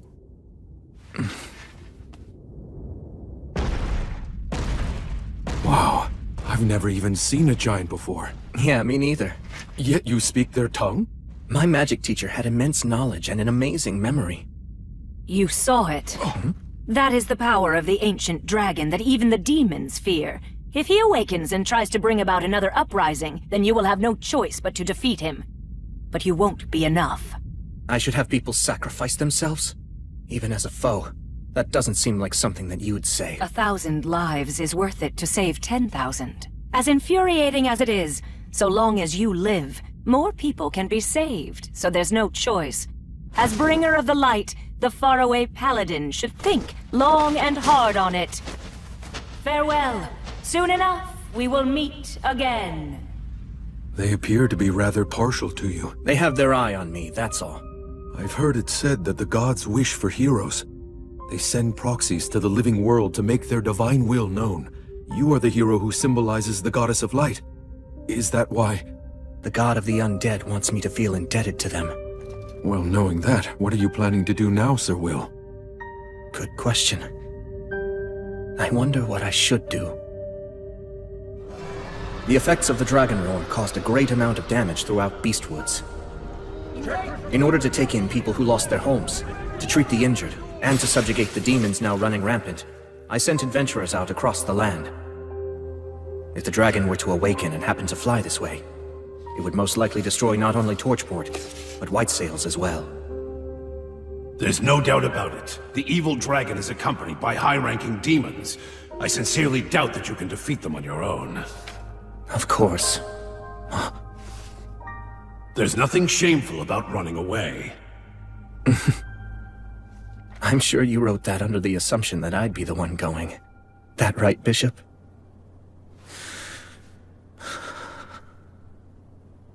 Goddess, if you would only tell me that there's a way for me to win. Or if you told me to fight even if I couldn't win.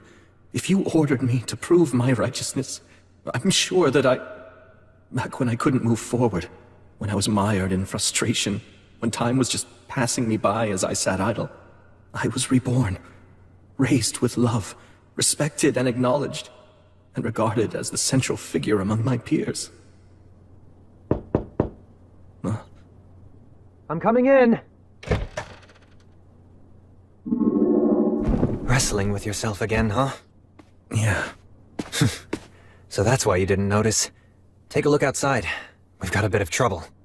Huh? Tell us what you plan to do, Paladin! Are you going to attempt to slay the dragon? What's the point of this? Why are you asking that? We dwarfs bear the blame for not slaying the dragon! If you intend to try to slay it, then allow us to come along with you! That's enough! Please, just stop it! The dragon's a dangerous foe! The Paladin's trying to come up with a plan! Listen, I don't know what orders he's given you, but don't butt in! Stop trying to buy him more time! He hasn't ordered me to do anything! I'm just telling all of you not to panic! You dare accuse us? Look, even if all of us banded together, we couldn't even make a mark on the dragon! I'm going in there! I'm telling you to stop! Face it. At this point, all of you are even too old to defeat me! I just don't want to see any of you die in vain! Young master. Grendir. You have truly grown into a fine young man. Although, that very achievement is also the exact reason why all of us wish to die. We had wanted to fight by our king's side, and were ready to die with him. But we were denied that. We forsook our pride. Since then, we've wandered miserable for a terrible 200 years. It seemed that we had done more than enough suffering. That is what we believed. And yet now, after all that time, we've learned that that loathsome dragon still lives! What's wrong with our wish? Why shouldn't we long to continue that fight and die as we should? Just let me through! I'll ask the Paladin what he intends! No, you won't! You hear me, Grendir?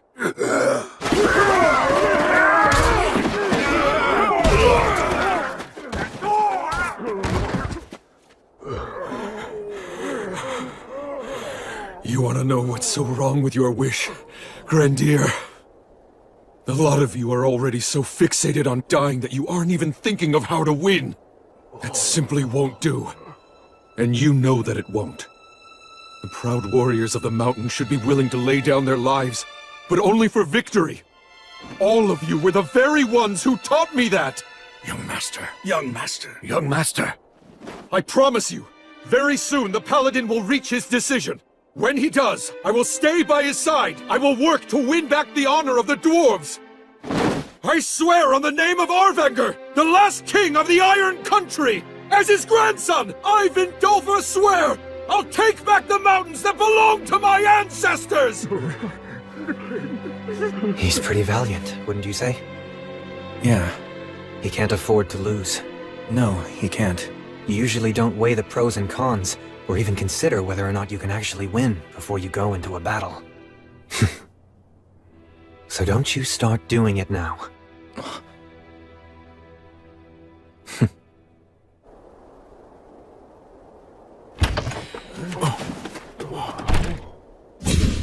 I will slay the dragon! I've made up my mind, that's what I'll do. Rue, Vindalfer, I commend your vow to reclaim your ancestors' mountains. Will you come with me? I had hoped you'd ask me that. I had faith that you would. With pleasure. Are you sure you want to say yes so quickly? There you go asking that, when I know you have every intention of following him yourself. Hey, guess you've grown a spine. But we're up against a dragon. Numbers aren't going to help. And we can't spare many of the city's defenses, so it's only you and me, and Will. We'll also need a guide who knew the mountains 200 years ago. I will. No! I will go. This is no job for one who wants to die. Besides, you have a standing commitment to keep our people united. I shall act as your guide. Thank you, Gelreese. I appreciate it. Count me in, too. Rastov! I came over here to see just what this big crowd was all about. It seems you're as sharp as ever. So that makes us 5 men picking a fight with demons and an evil dragon. Do we stand any chance? I doubt it. There isn't a surefire method for killing a dragon. We're at a disadvantage. Are you still willing to come along with me? Yes! That is right where glory and honor lie. That's what a warrior's true worth is. I'm already used to having to go along with your crazy ideas. Then let's go slay a dragon and take back the mountains!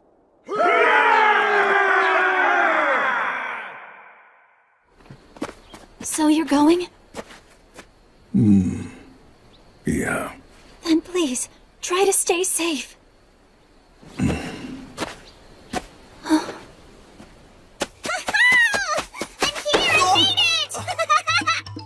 Bee! You're going to slay a dragon, right? Yeah. Well, then I get to write a song about it just like I promised I would, right? Yes, of course! Woohoo! I get to write a new dragon-slaying saga! It's a troubadour's dream! First, I'll spread a prequel song around. That'll help, right, Will? Yes, absolutely. Thank you. But don't give me a sad ending, you hear? I'll try my best not to, believe me. Yeah, make sure you do. Nobody likes tragic twists anymore. Don't leave me behind like that. Sorry about that. Anyway, I managed to secure the supplies that I figured you were going to need. You're saying you already knew that I'd be going? Of course, although I was still anxious that I might not reach you before you left. I was just procrastinating a bit. I'll write in your song that you were just waiting for the right time. That sounds cooler, right? You're always exaggerating. That's why people seem to think Sir William is some kind of incredible strategist. I hesitate and have doubts, like everyone. I don't want to die, and I don't like pain. But you're still going, right? Yes. The vow I made to the goddess is far too important. Just so you know, I'll be using that line in my song. Pious warrior, the hero of light, ever devoted to his goddess. May the winds of fortune forevermore be at your back! Listen, Will, I won't tell you not to go or to be cautious. I know that this has to be done now. If you need any other supplies, please just let me know. You know, now that you mention it, there's one big thing I'd like to ask for.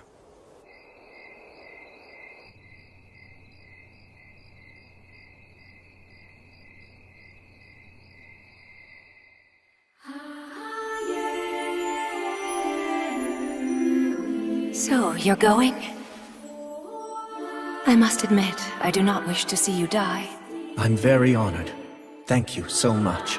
You still plan to go? You insist on keeping your promise to me? Yes. Well then, I cannot say your decision defies my will. After all, that promise is shared between the two of us. Now, kneel before me.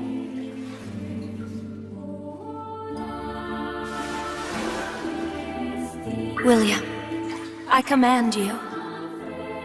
Do not be afraid. I am right there beside you at all times. Always remember that I am your goddess, and as such I will strengthen you, render aid unto you, and protect you. Go, as my knight, go slay the dragon, and fulfill your promise.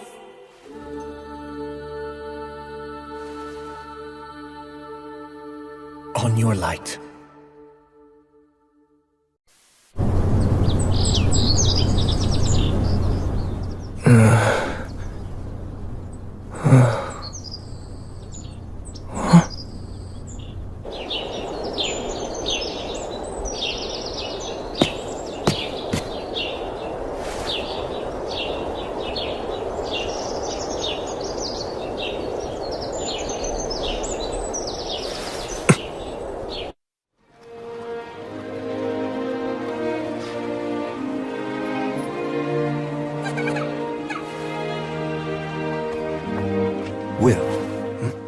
It's all set. I've made all the arrangements you asked for. I appreciate your help. Well then, you take care now. Right. I wish you well, young master. Our spirits are with you on your journey. Right, thanks.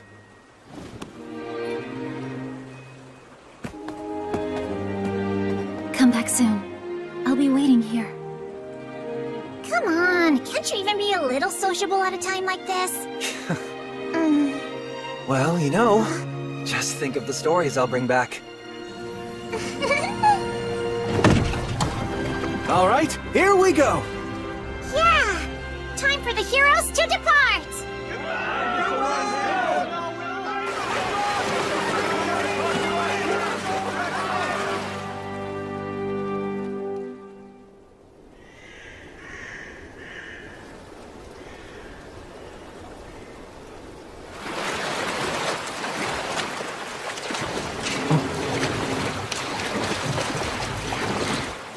We'll disembark here.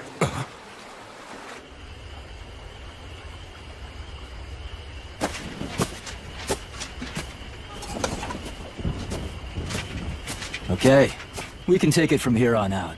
Right. Please carry out the plan as we discussed. You bet. We'll be counting on your continued favor after this, too. Of course. You stay safe out there. Yeah.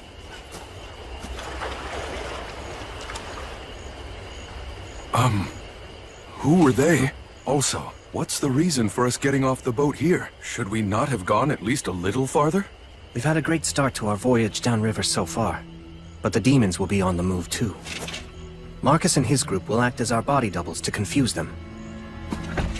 Meanwhile, we'll head upriver. When did you arrange all this? I had Tonio put everything together for us. Marcus and his group also helped. So that's what you were up to. I checked with the dwarves too. Once we enter the tributary upriver, we'll be able to reach the mountains from the other side. So while the demons are lying in wait at the front door, we'll kick down the back door and move in.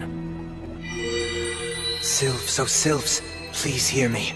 Put the wind at our backs. Send us on our way.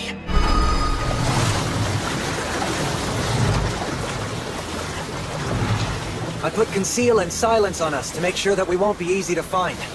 Moving at this speed, we should be there by morning.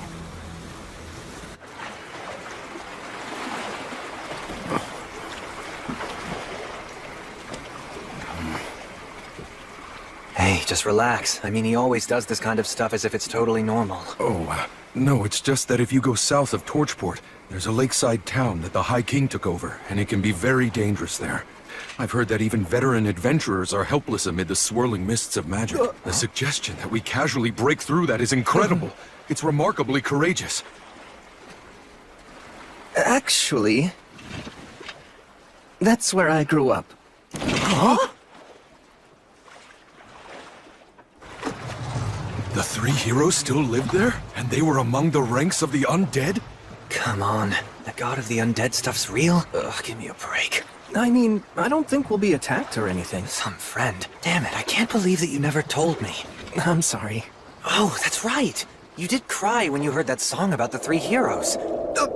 I didn't cry. The maze fog. That's what this is, right? Yes. It's grandfather's magic. Like the maze alley magic? This is the higher version of what protects the Academy? I heard rumors, but never seen it. That makes it top-ranked magic, then! A human who'll only live a few decades can actually learn and use this? Really? Yes, really. And he'll even whip out the words of obliteration in battle. What? Hang on, I'll create a path through this for us. That's so like Gus.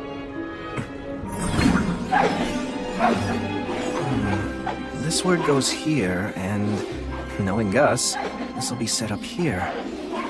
And this right here is a trap.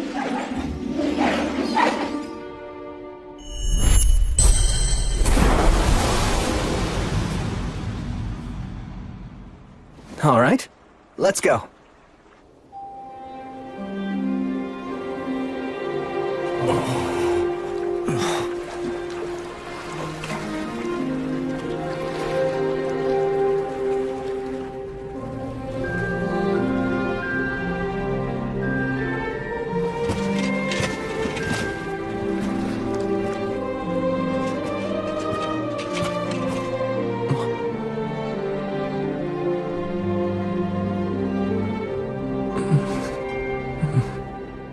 Hey!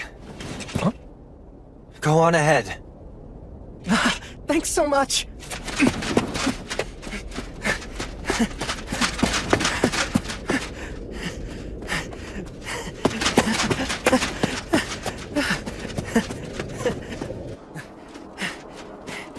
Blood!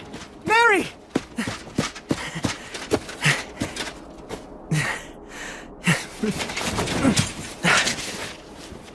I've come home. And I brought my friends and companions. I'll be back later, okay?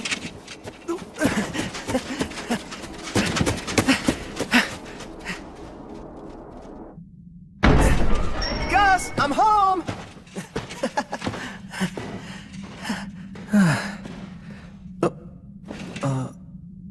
Gus?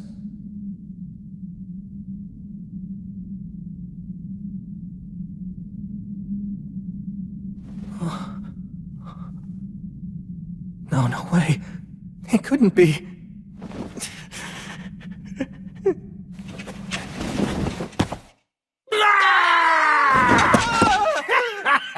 Carelessness is the greatest enemy.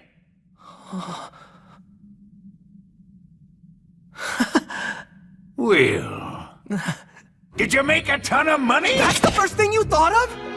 How about something like, hey, you're still alive? I knew that the boy Blood Mary and I raised together would never die so easily. I wasn't worried about that. All right, fine then. Yes, I'm getting good, meaningful use out of my money. I'm the lord of the entire downstream region now. A lord, you say? Oh, I see. What? You were probably taken in by some nobleman's widow. Oh, you poor thing. Why would you assume that? I earned that role using my own strength. I'm a famous paladin now, in fact. I'm impressed you got so far in so little time at such a young age with no connections. And? What of your love life? Oh, well, Wussing out, are you? Oh, how sad. And I so wanted to meet my great-grandchild before I moved on in the cycle. Why'd my grandson have to be a wuss who can't get a single woman? Hey, I'm not a wuss! Aren't there any opportunities when you're out adventuring? Like you save a bandit and find out she's a strong-willed girl in disguise? Or you help a peddler girl who's running from some guards? What's that look for? Done both. But they were all guys.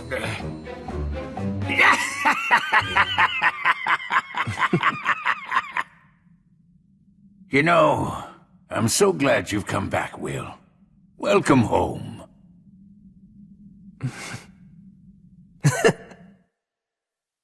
What, the dragon? You intend to fight Calamity's sickle? It's the only way. Are you at least going to try to finagle him? Finagle him? The gods hired Valakirka to work for them, didn't they? Which means there's a chance you'll simply be able to resolve everything with money in the exchange of goods. Yeah, I recall someone else talking like that before. My, what a coincidence, Sir Menel. I remember that too. I'm only saying that there's no need to limit yourself to just one possible solution. You always have to be flexible with your ideas. Don't let your focus get too narrow. Okay. Now then, friends of my grandson, allow me to extend my warmest welcome.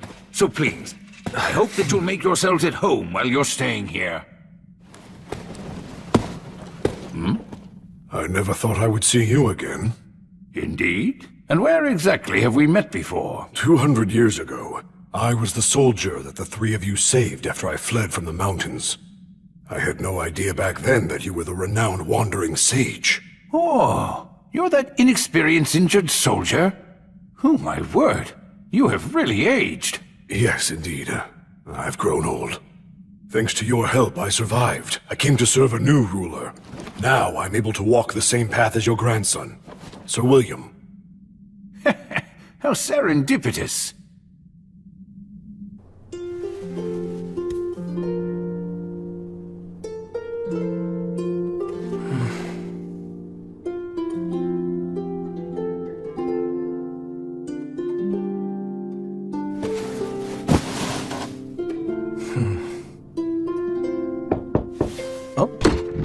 Hey, I'm coming in.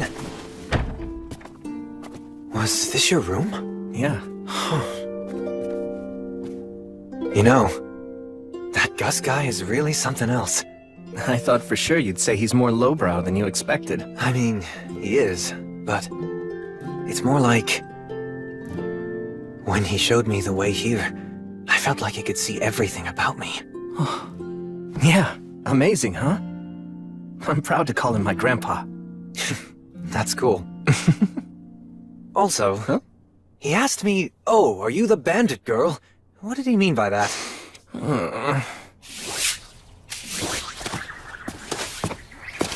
Gus, got a minute? Huh? You want to know about Valakirka? Yeah. The evil dragon Valakirka. I've never seen him with my own two eyes either. I would have liked to have tried bargaining with him if I'd ever had the chance. If the demons hadn't been the ones to employ him as a mercenary, then all those heroic lives would never have been lost. If you really do intend to fight him, you're going to want to aim for his old wounds. Dragon scales are very tough. I doubt that even blood would be able to cut through them and reach the dragon's flesh. What about the words of obliteration? Only if they land right. I thought so.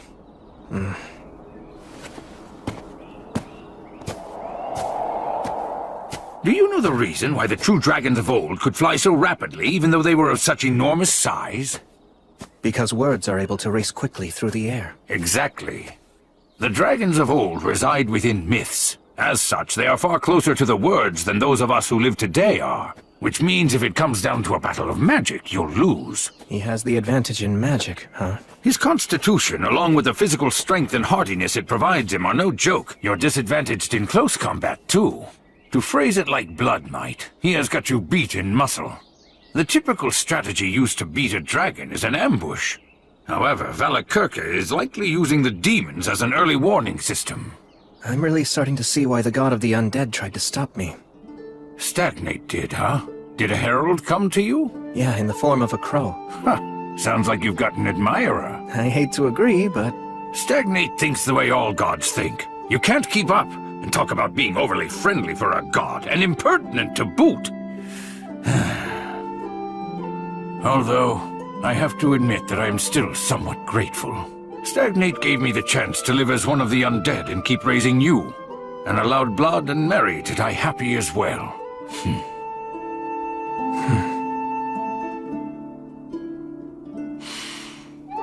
So, tell me, do you know? That's why I wanted to talk to you alone. I've no way to bargain with the dragon, do I? Well, you're going to die. I made up my mind to fight anyway. If the dragon is left unchecked, there'll be chaos. Couldn't you just run away? Gus, you know being alive and not being dead aren't the same thing.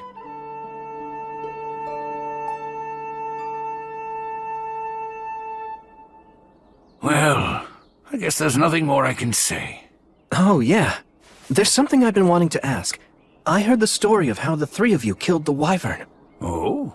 Well, there was a boy and a half-elf girl that you lent some money to, remember? Oh, that brings back memories. Of course I remember that. They were promoted and became nobility. The old half-elf lady is still waiting for you to this day.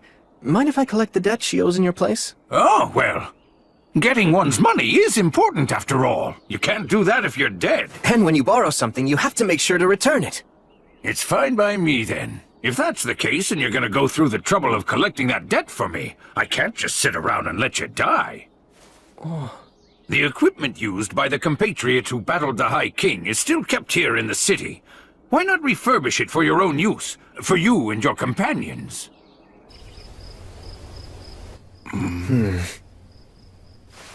In here? Erasis. Delusion magic? I never knew that there was a door here. We couldn't very well let a child like you find out about this place. After all, you took matters to the extreme with Mary as it was. No way! This place was built to store alcohol. That's why it has a basement. Look around and take whichever pieces you like. I'm sure the previous owners would permit it. A great shield? Yeah, to protect against the dragon's breath. This armory's well kept. Was Blood responsible for that? Yes. And everything contained within it belonged to the warriors who battled the High King with us. Are you done already? Yeah, I don't need anything. It's certainly a fine sight to see, but no matter how well a weapon performs, I can't put my trust in one I'm not used to. That said, Gus the Sage, I'd like to borrow your talent for signs. Oh? Please engrave some words onto this that won't detract from its usability. I should be able to master a change that small within a few days. Ah, I understand. Very well, give it here. Although nameless, this is a fine sword. It's clearly long been used with care. I'm sure one day, it'll be honored in song as the Sword of Rastov. Yes, maybe. Or so I hope. Hey! Gus the Sage. You can just call me Gus. Okay, old Gus. Whose bow was this? That belonged to Telperion the Silverstring. I see. Are you perchance from the great forest of Erin too? Yeah, same as him. That silver hair of yours. Are you related to Telperion? Distantly, but yeah. Okay, I'll take this. Are you certain that you'll be able to use it? They say that if one who is unworthy uses a mithril bowstring, he'll lose his fingers. Not a problem. See?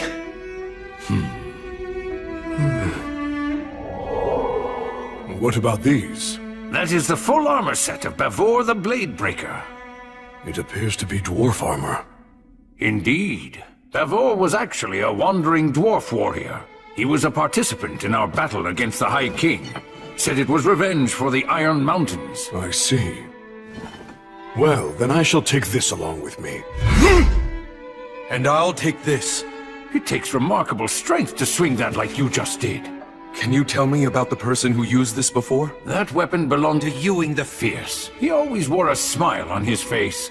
He didn't very much care for fighting.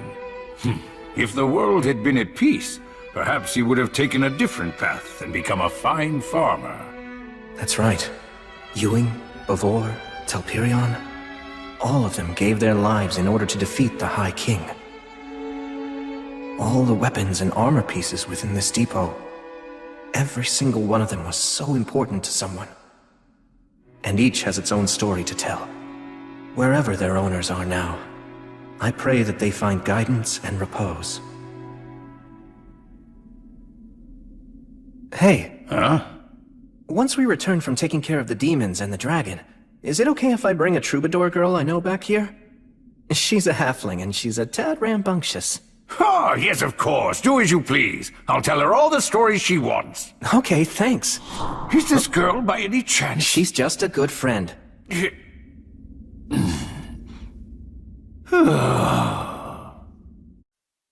Al, take this. Huh? What's up with that dagger? Is the hook on the wrong side? Yes, you're right. The design's unusual. It's a right-handed stiletto. The halberd is strong, but it's unwieldy. Whose was it? Who did this dagger belong to? It was my father's. I can't take this! I mean, it's a memento, right? Yes, but still. I feel like it's better off in your hands. It's right somehow. It's okay. He gave me plenty. He gave me many valuable things. All right. Let's finish this before the others come back with the food. You could have just let me take care of all this myself. It'll go faster if we work together. Besides, you're royalty, aren't you? Well, only a name. Honestly, I've often wondered why I couldn't have been born to another family who ran something simple, like a workshop. Although if you'd been born to a family like that, you'd probably say to yourself, maybe I'm actually a prince descended from the royalty of some fallen nation, and it's my duty and destiny to rebuild my kingdom. I wish I could tell that version of myself that trying to rebuild a kingdom isn't as great as it sounds. Even so, you'll still do it, right? Yes, I will. In truth, all of my people long for their homeland. If putting my life on the line will inspire them, I'm happy to do it. I think that would be truly wonderful. But I feel like I've dragged you into my own problems. You haven't. I always knew that I'd have to fight too. If I abandon this place now, I'd never be able to face my parents or Gus again. Besides, I want to do something I'm proud of. When I return to the Goddess of Light's side one day, I want to be able to tell her I lived my life the best I could, and show off a little, you know? So I won't run. I'll fight the dragon. It's because of you that I made that decision. So thank you. I ought to be the one who's thanking you. I swear on your father's dagger, no matter how this may end, I won't regret anything. I'm counting on you, and I trust in you. All right. You guys! I brought food back.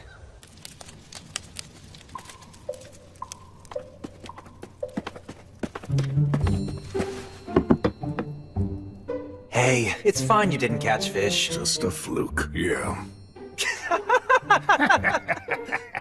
Well, great warriors aren't always great fishermen. It was a fluke! Got it. Right.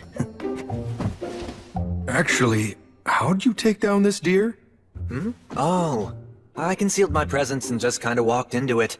Then, I fired by pure reflex, and it was almost as if its heart just drew the arrow right toward it. You have the blessing of the God of Spirits. He merely got lucky, that's all. And luck simply wasn't on our side. You know, you'll feel a lot better if you just admit that you suck at fishing. It was a fluke. That's right. You two just don't know when to give up. No, that's enough. Leave them be. Restov never changes.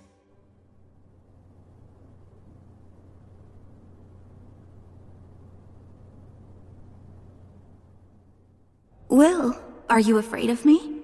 No way. Of course not. Listen close.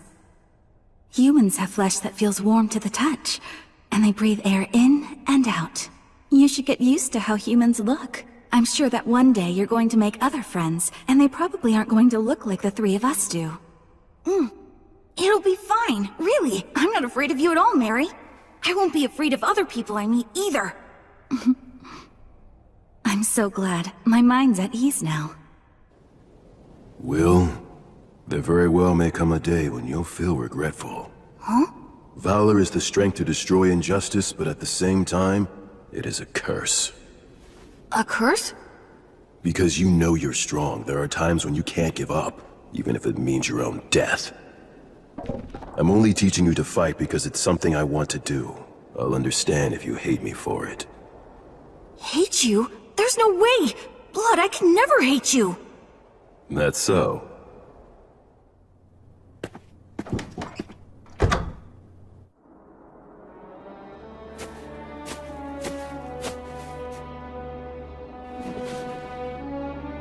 I've come home. Mary, I actually made some friends. And it's all thanks to you, Blood, that I made it this far. It's tough not having you two around, but I'm managing. Because I remember the last things you both said to me. And that's what helps me see these things through. I have to leave now. Oh, Gus. So you're leaving then? In the morning. Valakirka is an absolute warmonger through and through. He can only survive amid the chaos of war. It's unlikely that you can avoid a fight. And besides, the only one who's even capable of posing a threat to him right now is you. Not true. The fact is, I'm not strong enough. At this point, a dragon could easily defeat me without using its full power. Chances are that you're going to die. Both you and your friends. And even if you somehow manage to survive, that doesn't mean someone else won't die. It seems this place is your last stop. You could run away. If I threw it all away to survive, it'd just mean I wasn't dead. In this life and my past one, I learned that that's simply not good enough. I'm pretty sure that all the others feel the same way. Al, Menel, Restov, and Gelreese, they've all come prepared. Maybe even more so than me. Besides, in spite of the odds, we don't intend to die. Honestly, it's mystifying. Just who do you take after? Good question. Then you should attack the dragon as soon as possible, before his body has had a chance to fully heal. The wound to the eye that King Arvanger gave him. You have no idea of just how deeply I wish that I could go along with you and help you out. But yet, when it matters the most, I'm of no use to you at all. Honestly, just hearing you say that is enough. It's okay. You can stay here. Please watch over Blood and Mary. I'll be waiting.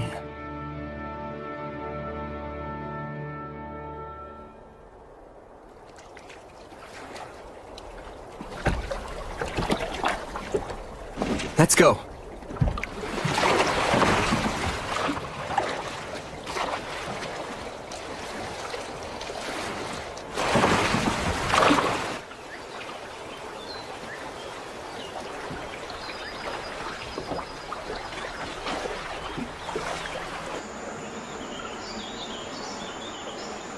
We need to take this tributary, don't we? So the map says. Any changes in the terrain and we turn back. All right. Sylphs, oh Sylphs, please hear me. Put the wind at our backs and send us on our way.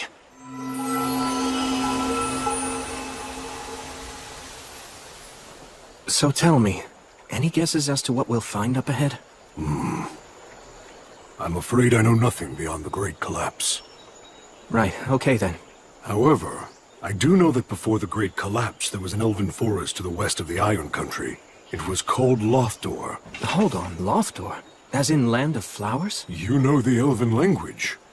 Somewhat. Gus taught me enough of it to get by. Lothdor, huh? I've heard of it before. Pass beyond the Iron Country, where dwarfs dwell within caves. Cross the shining rainbow bridge, and there is where you shall find Lothdor. Lyres of silver and flutes of gold sing the song of Remirath. What was that? A travel song from my homeland. That brings back memories. Although in truth, the Iron Country didn't have a very good relationship with the elves of Lothdor. Oh, because of the logging? You know the history well. It's just that something similar happened in my homeland. Skirmishes between our people grew violent on occasion. Sometimes we hated each other. Regardless of that, they still remained our neighbors. They excelled at song and the spirit arts, yet they were also a proud and ill-tempered people. Despite our differences, we had a certain respect for them, and in their own way, they had respect for us too. And during the Great Collapse?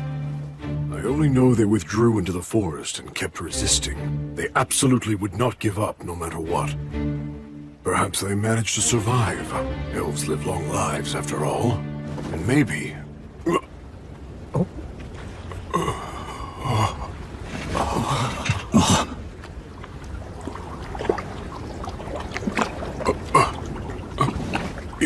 Is there no one here at all? I don't see a soul.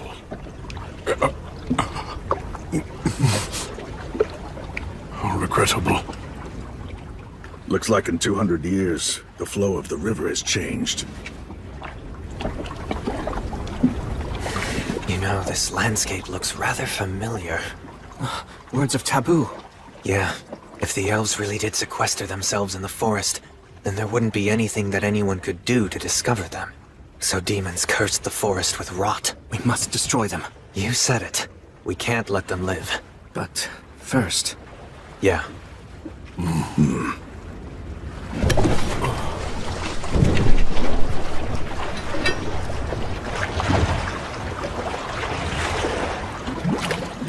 There! It's a serpent! Stop gawking! More are coming!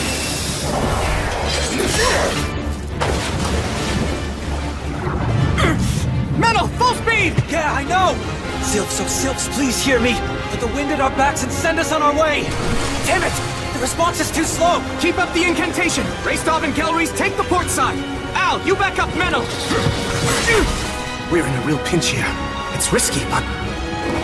Faster! Will!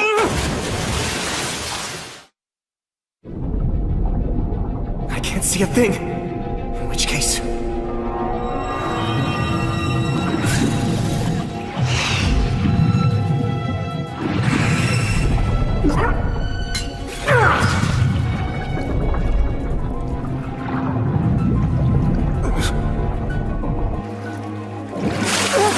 Sir Will!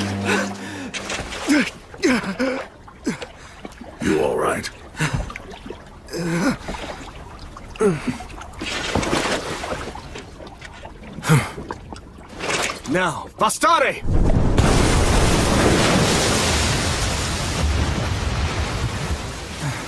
It's done. Man, you are merciless. I have to be. Menel, let's go, but move carefully. Yeah. I saw that the water turned clear all of a sudden back there. That was a prayer of cleansing. Isn't a prayer of cleansing only strong enough for the amount of water in a bottle or a small pond? That's Will for you. He's all in. Of course. He seems so calm, right? But he uses some straight-up barbarian tactics to brute force things. I'm used to it by now. That's just mean. The river has swallowed up the whole forest. The change in the terrain here is a real problem. Gelreese, do you see anything that looks familiar to you? Afraid not. Not in all this mess. Oh, hey, what about that?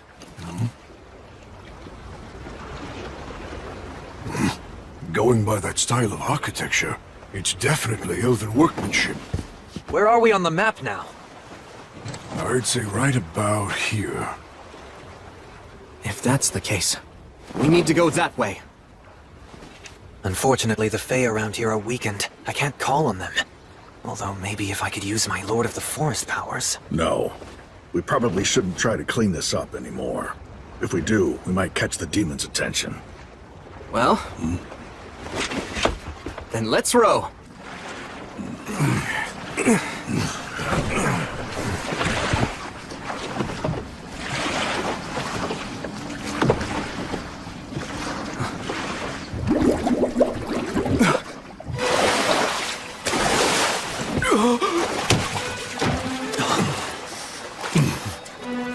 Enemies? They're simply in great pain, that's all. It's okay. Everything is all right. After this, none of you will curse anyone anymore. You won't haunt or torment.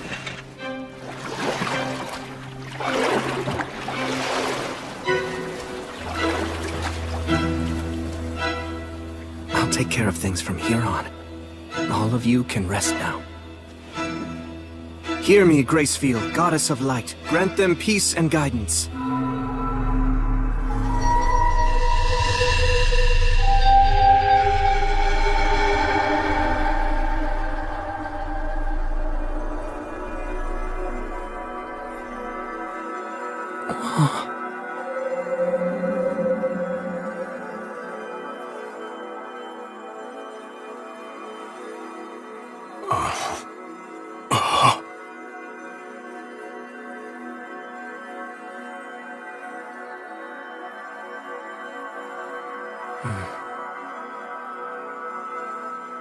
You're saying that we should go that way, as quickly as possible?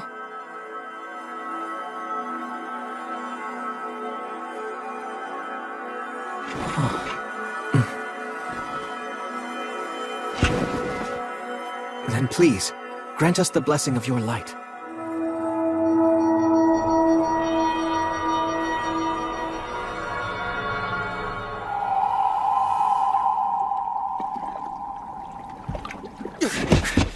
Let's go! Come on, full speed that way! Right now! Move it! Huh? You can't ever trust an elf's sense of time. Sylphs, hear me. Put the wind at our backs, send us on our way! You know the saying, when an elf says, wait a second, he means see you in a year? Well, it's actually true. So when someone with such a lousy sense of time says, as quickly as possible, that means... Oh, damn it, I knew it! Maidens of Water, give your blessing and race with us over the surface! Row! Hurry!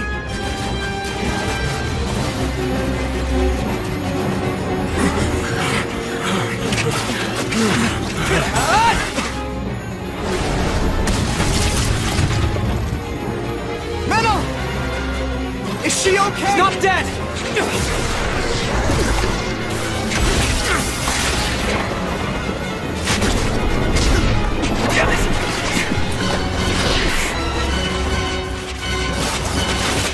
Brace yourselves, it's coming!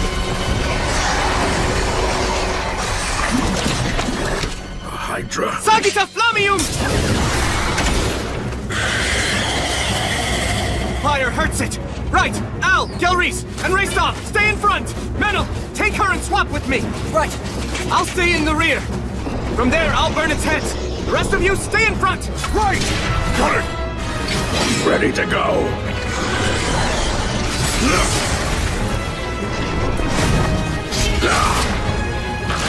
Sagita Flamium!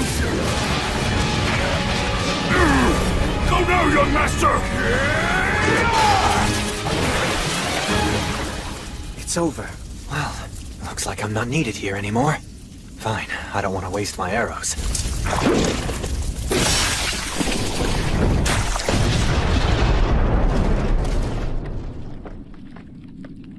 We get it? Stay sharp!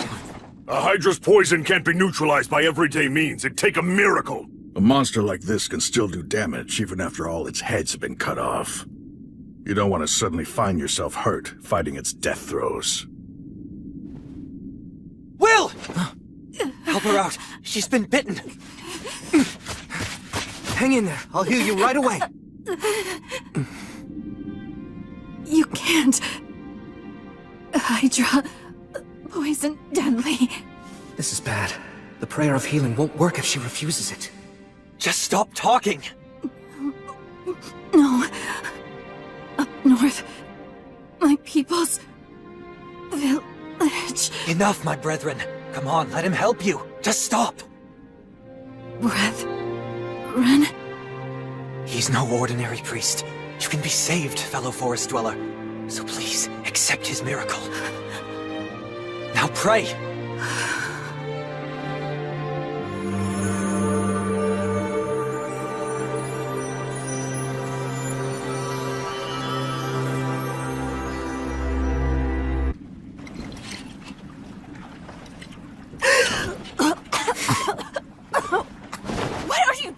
I was simply waking you up with an intense kiss. How's your head? Feel like puking? Any other symptoms we should know about, fellow forest dweller? Why, you? Such impertinence! Oh, sounds like you're feeling fine. Wait, when you said kiss, don't you dare tell me you... Just relax. It was a wine bottle.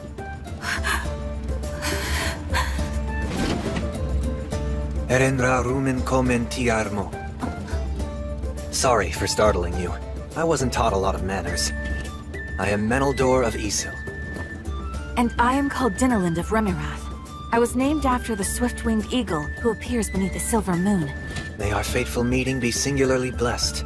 You are clearly a young lady who embodies the enchanting silence of the shining stars. So you can speak with propriety. Frankly speaking, elf etiquette really isn't my thing, and I think we should leave it at that. My deepest apologies. May I assume that you are the leader of this group? It's a pleasure to meet you. My name is Dinalind. And I am William G. Merryblood. You saved my life earlier. From the bottom of my heart, you have my most profound thanks. Slay the dragon? Just you five? Seriously? You think we'd come this far into the middle of nowhere for nothing? I could believe that you'd do so, perhaps. But I'm sure that William wouldn't. He seems quite honest and sincere. I realize it's crazy. But even so, we still have to do it. I see. You are very brave. Why were you taking on a Hydra in a place like that anyway? It's somewhat of a long story, I'm afraid. We should eat first before hearing it then. You can't trust what an elf really means by somewhat.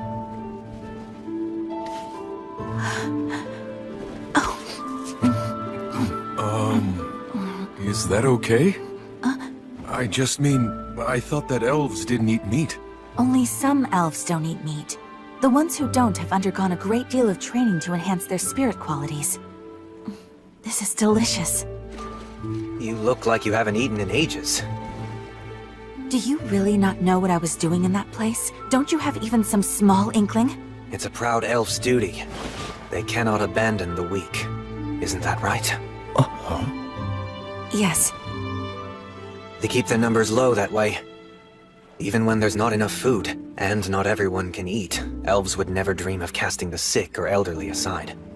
The young, healthy ones who can fight end up voluntarily leaving their own communities instead.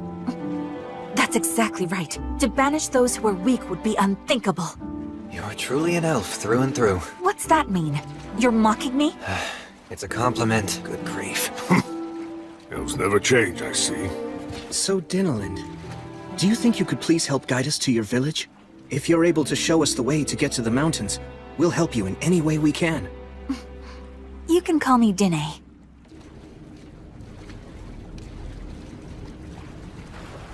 This all looks pretty bad. There's more than only the demon's words of taboo at work here. That's true. It's the evil dragon's miasma. The evil dragon? It defiles the forest, degrading it year after year, killing it bit by bit. And there are more and more strange beasts. All of this fog and mire. It blocks contact between our clans. The mountains, our only true landmark, are now the dragon and demon's den.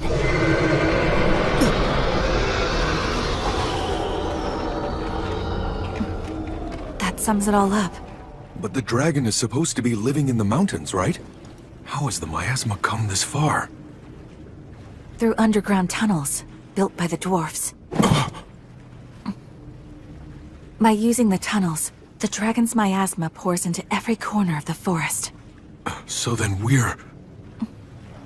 Don't be worried. Your people aren't to blame.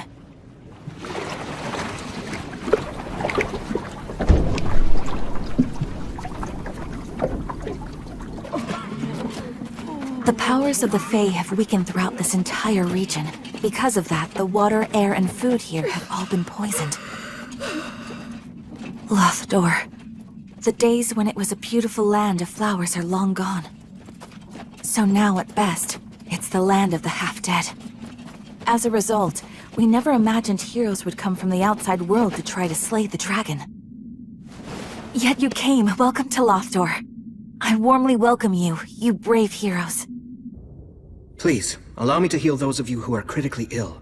Can we grant access to human strangers who've appeared out of nowhere? Can we really allow them to see our compatriots in their current weakened state? But these people... This offer has come from a warrior with most impressive weapons. Let me cure your cough. Wait, it should not be I. O Goddess of Light, hear me, Gracefiel.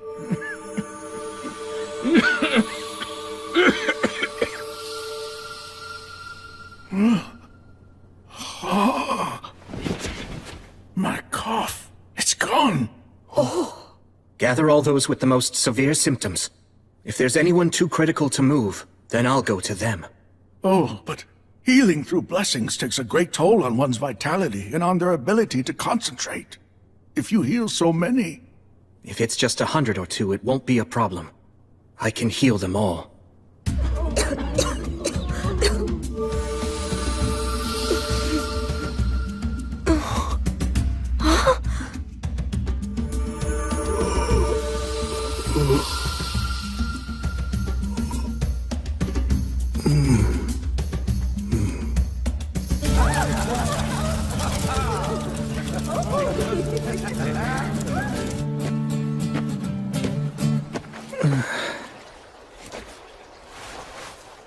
Goddess of Light.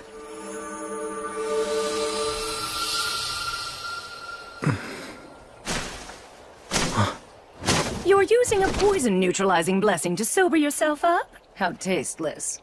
This is enemy territory. I can't relax.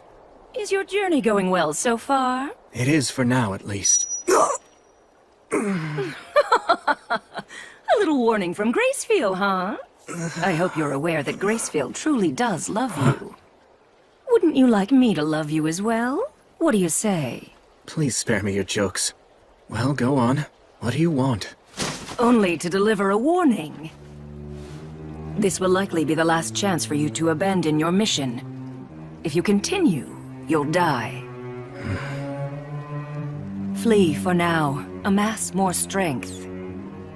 If I do that, Al and his people will die. Yes, the dwarfs will die. But when the dragon eventually fully heals, many thousands will die.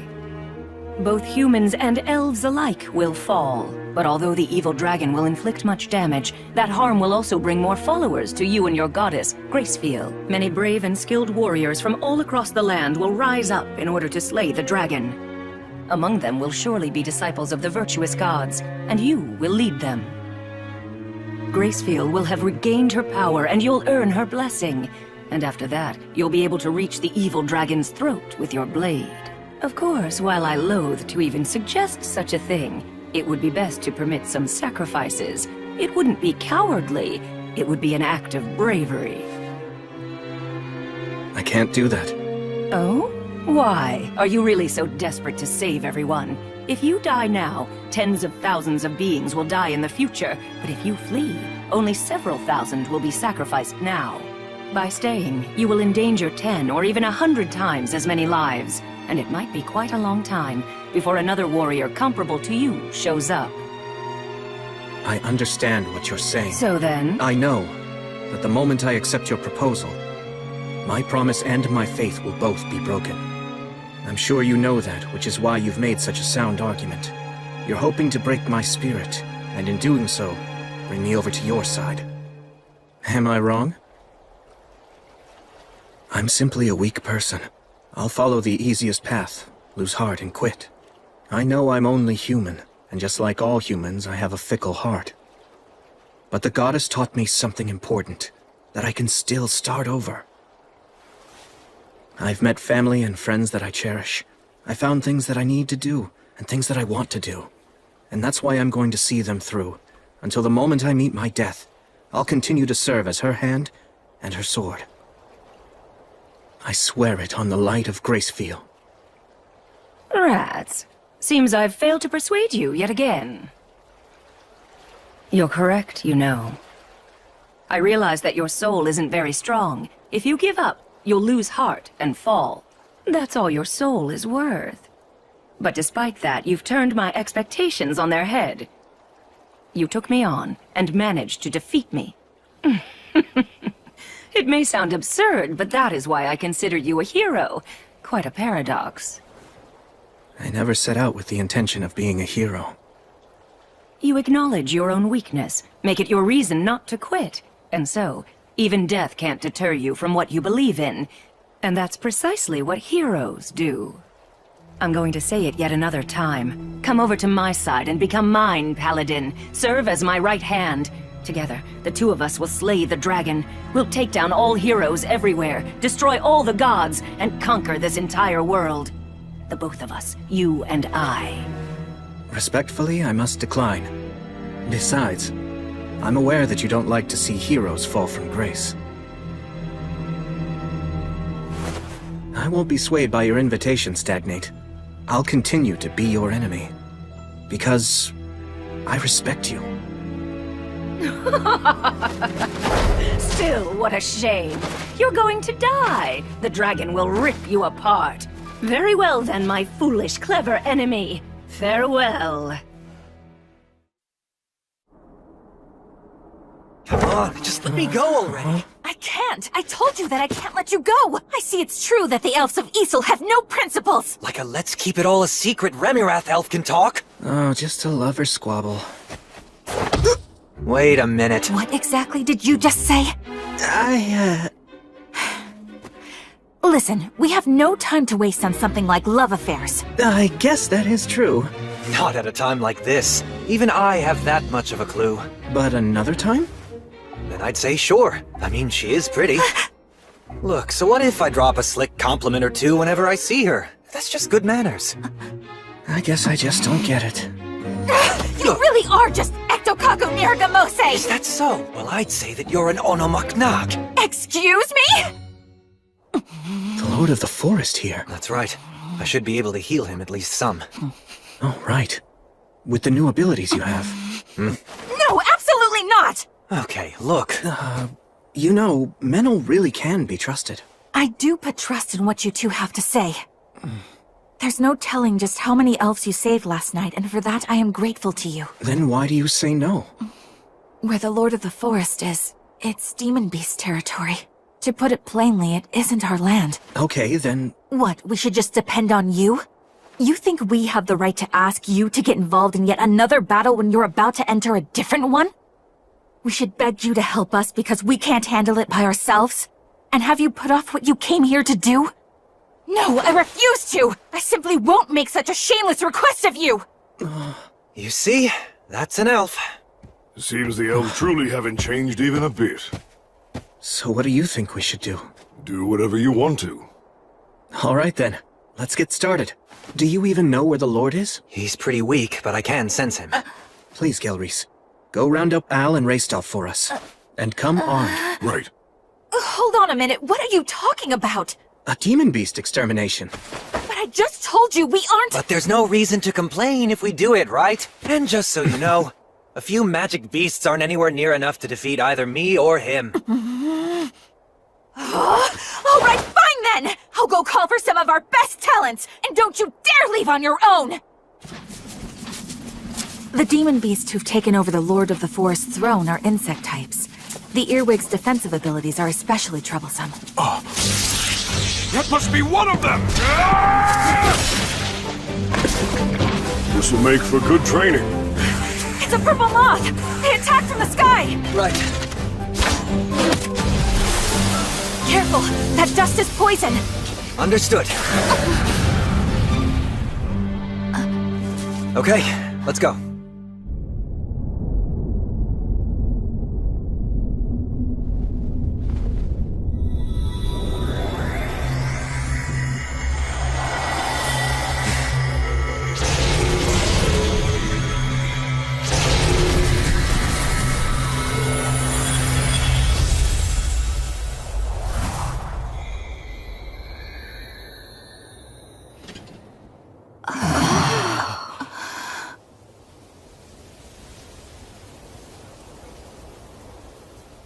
Nicely done there. Of course. William? Are you quite sure about this? Why do you ask? Well, it's just that if the dragon or the demons notice what you're doing... Yes, that would be bad. Well then... But still, if we ignore this and move on, then that would be worse. Al, Raystov, Gelreese, I'm sorry for getting you all involved in my problem. You don't need to worry about that.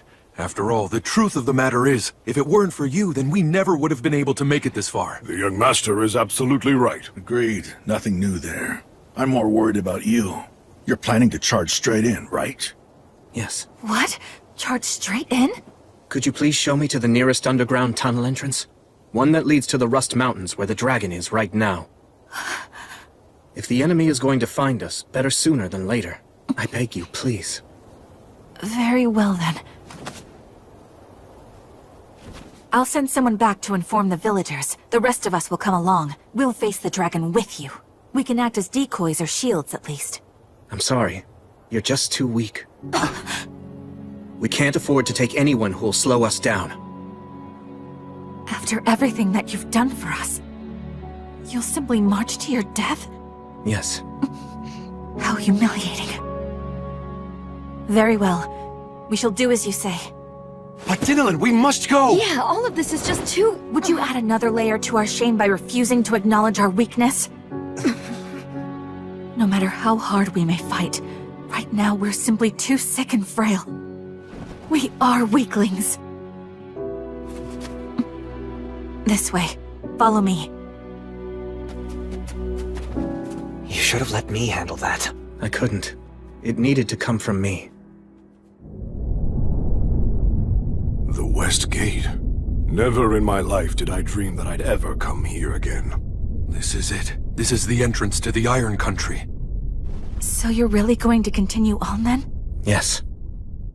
Pulsate et aperiatur vobis. Al, knock on the door. That is the signal. Sir Will. Are you sure I should be the one? You're the only one who has the right to open this door. You're the natural choice. Right.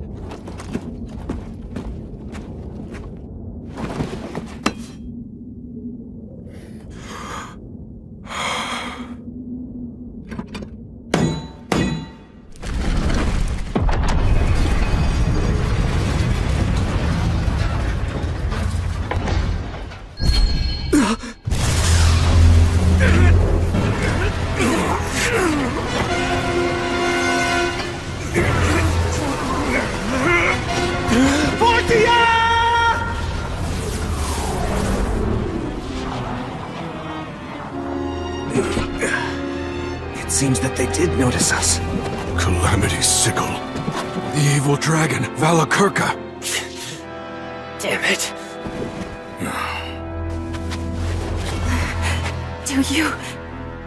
Do you really intend to go up against this? Yes. This is the reason we came. Lumen. We came here to reclaim the mountains. To reclaim peace. So we're going in.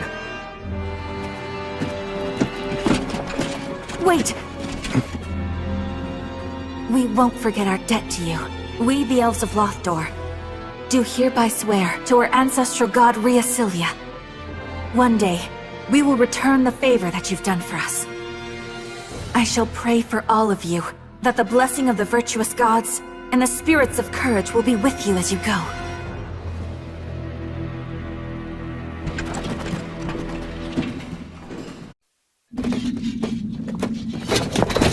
Wait! We won't forget our debt to you. We, the Elves of Lothdor, do hereby swear to our ancestral god Rheasilia. One day, we will return the favor that you've done for us.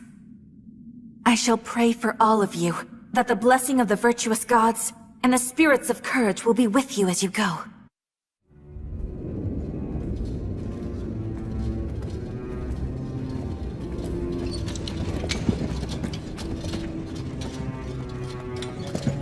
Oh, man. Let's not stay here too long. We made the right choice not to use fire. The air down here is stagnant. Sir William cast a spell of poison resistance on all of us, but it feels foul here nonetheless. And the visibility is poor as well. It's terrifying to think we could run into enemies or traps. We shouldn't underestimate demons. Some crawl on walls and ceilings. Some even have wings. You should keep that in the back of your mind, but stay focused to the front and side. We'll post a guard on rotation, and take short breaks. Got it.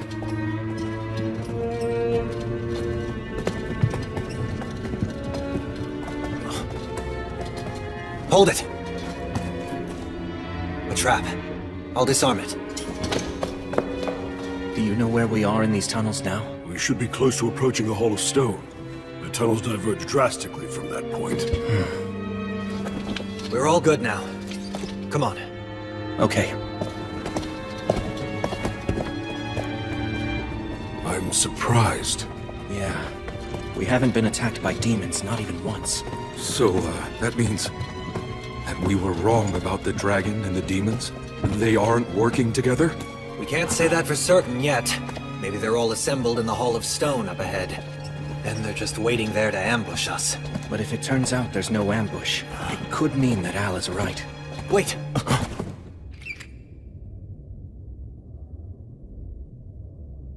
What is it? I heard something. Like the sound of clanking metal. And footsteps as well. Do you think it's an ambush? Don't know. All that I can really say for sure is that something's out there. So, then does that mean this is, Yeah. Gelreese and I will go in first with our shields up to protect everyone. Menel, back us up from the hallway. Al and Raistov, stand by. Watch for a chance to charge.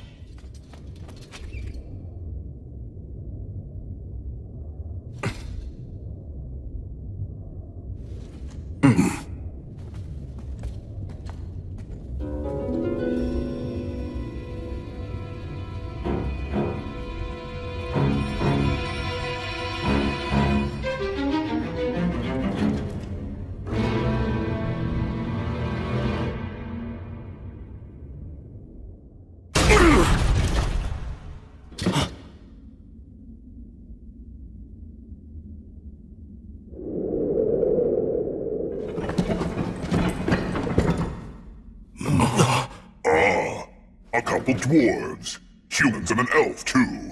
But I thought that Lothdor had fallen. Did this one escape? Don't worry, brethren. You're safe here.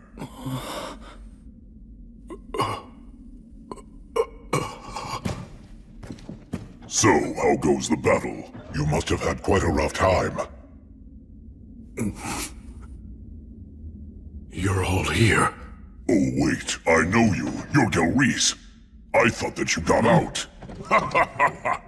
What, did you get out and then come back? That is just so like you. You've sure got guts, though. You'll add the strength of 100 to our ranks. Fight alongside us.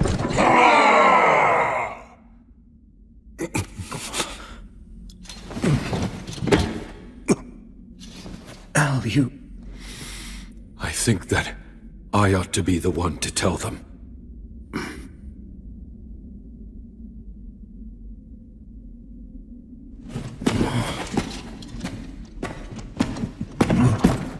Is this King Orvanger?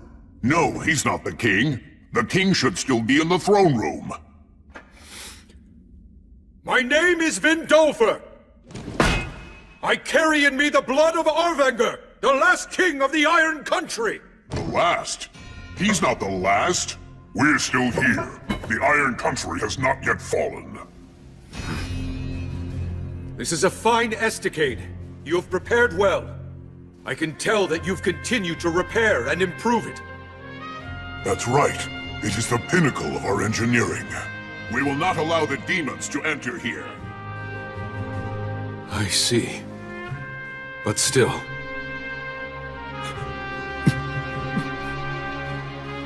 Despite all of this, the Iron Country has fallen!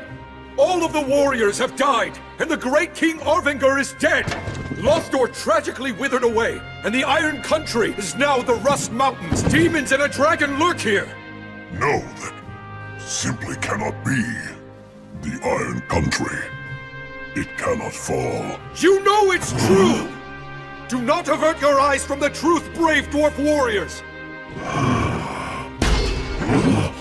It was my grandfather, Orvanger, who struck back at the evil dragon and took one of his eyes! A heroic act celebrated by the gods themselves! And now, I, Vindolfer, have committed to carrying on his heroism! I'm here with the heroes of the present day!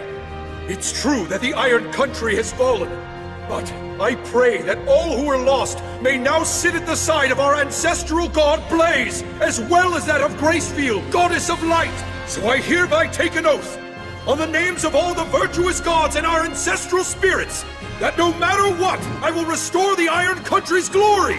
The kiln fires yet burn, and their flames will spread, burning away all the rust! Soon the Rust Mountains will be the Iron Mountains once again!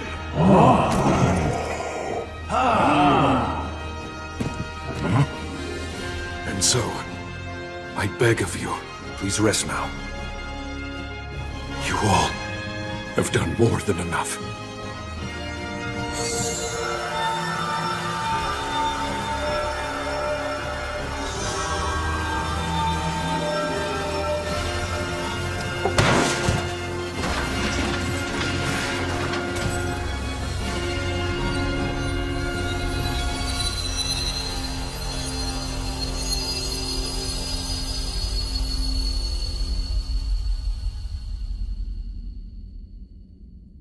Good job.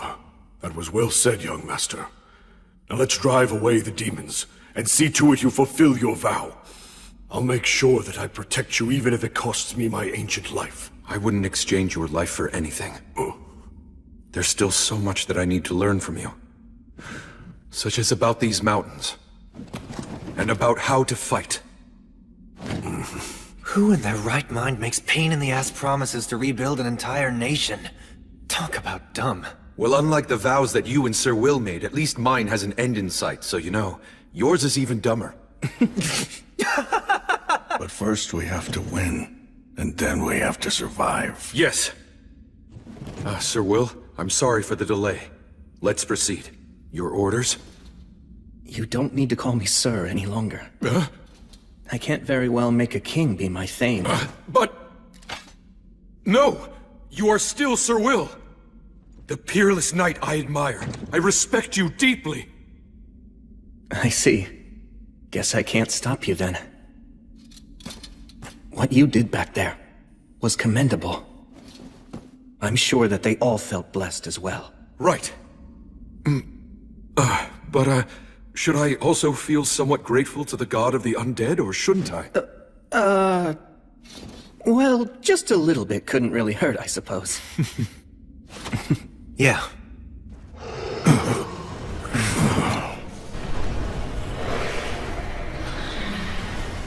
I know this had to be done, but it looks like we've lost too much time. Right, let's go. We must take back the Iron Country, the nation of the dwarves. I swear we shall, on the light of Gracefield!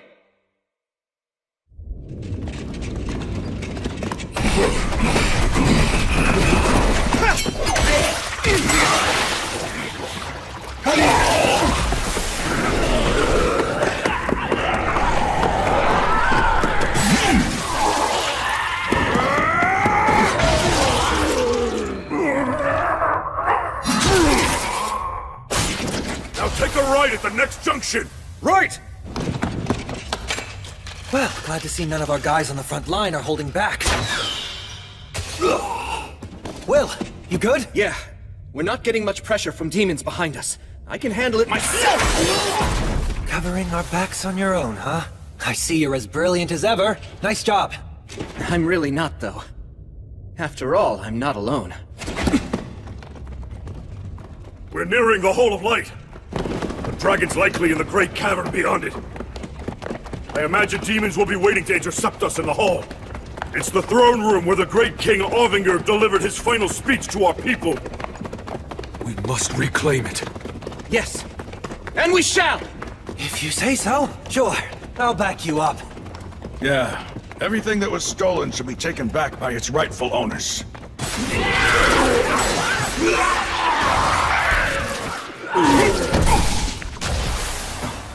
Is that...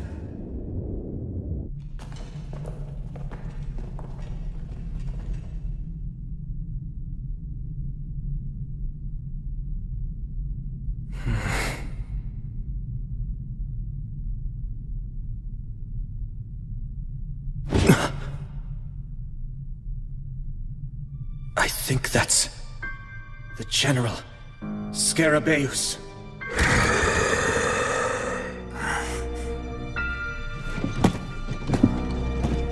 Sir Will, please let me handle him. Al. No, wait. Vindolfer. I wish you good luck. You have my thanks. Hey, wait! It's fine, Menel. Let him do this. Hang on a minute. That's a general. It's way out of his league. Still, this is Al's battle now. It's a king's battle to reclaim his throne.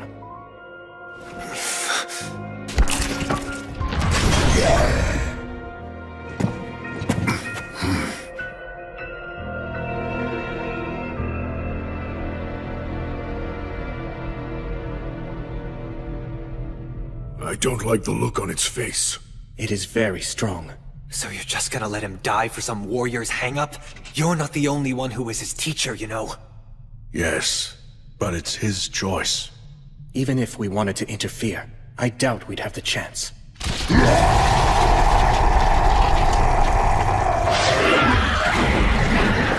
see what you mean.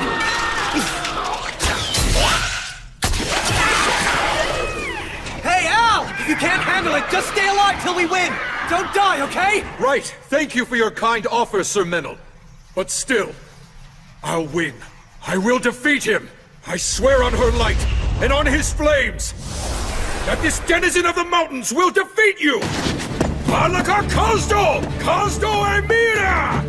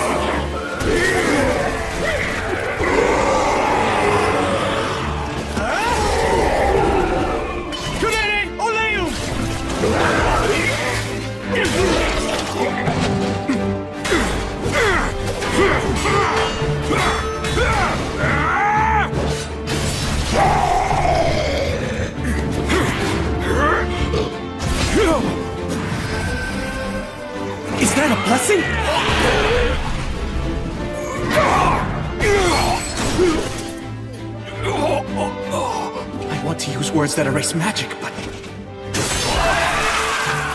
Damn it!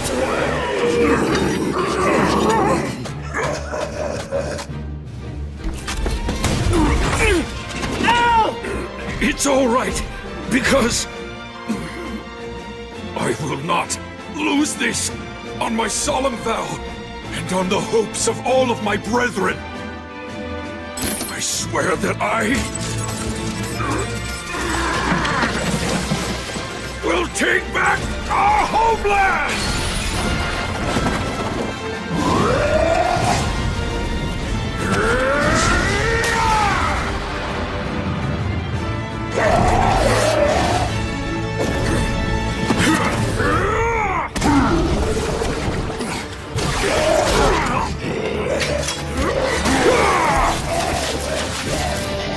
I'm going to take back everything you stole from us!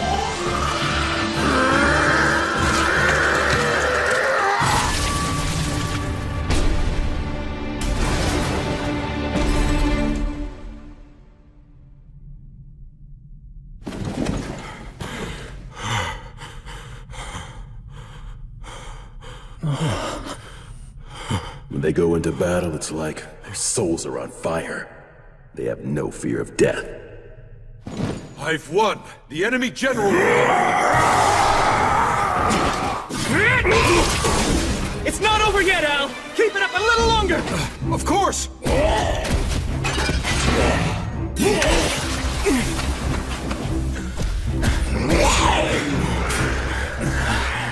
We're nearing our limit. But this is their last commander! Dice there!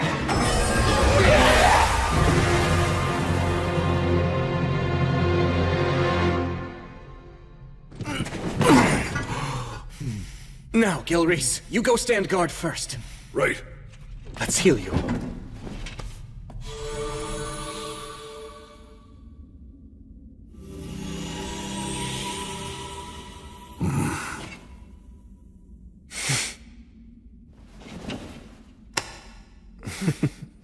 Man, I really thought that we were all dead meat there. The 5 of us charging into the demon's base was definitely a reckless move. Oh, that was well done. You did great, my man. Oh, no. I didn't really...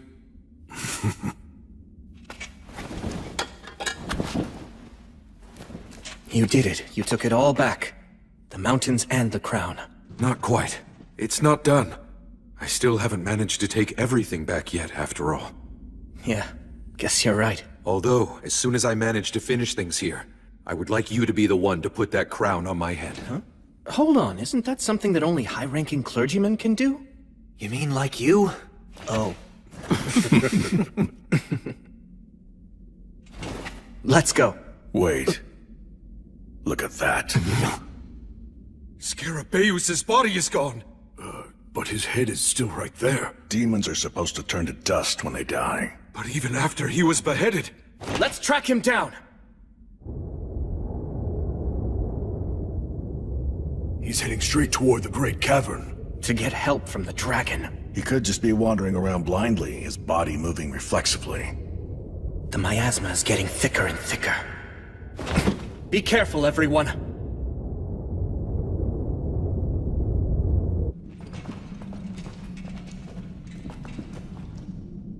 This is the Great Cavern.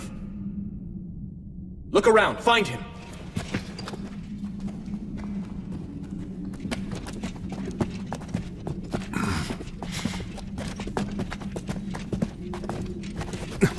That's him. What is he doing?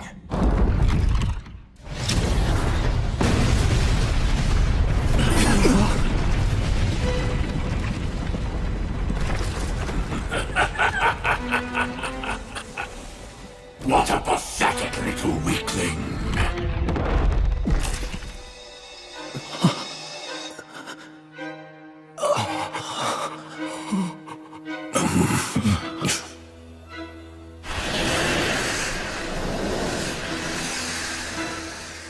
Greetings, all of you. I welcome you to my bedchamber.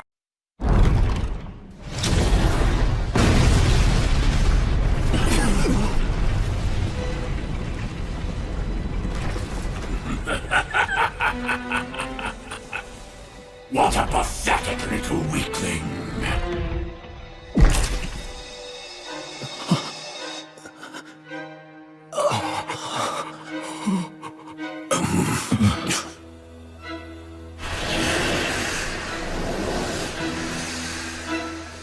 Greetings, all of you.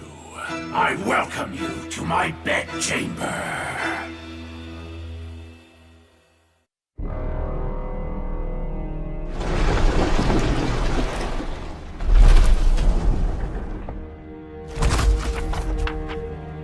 You there, weak one. The one who is destined to die here. I ask you, what is your name?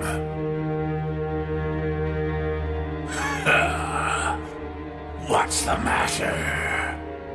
Won't you give your name? Can't you even speak? This is... an overwhelming predator.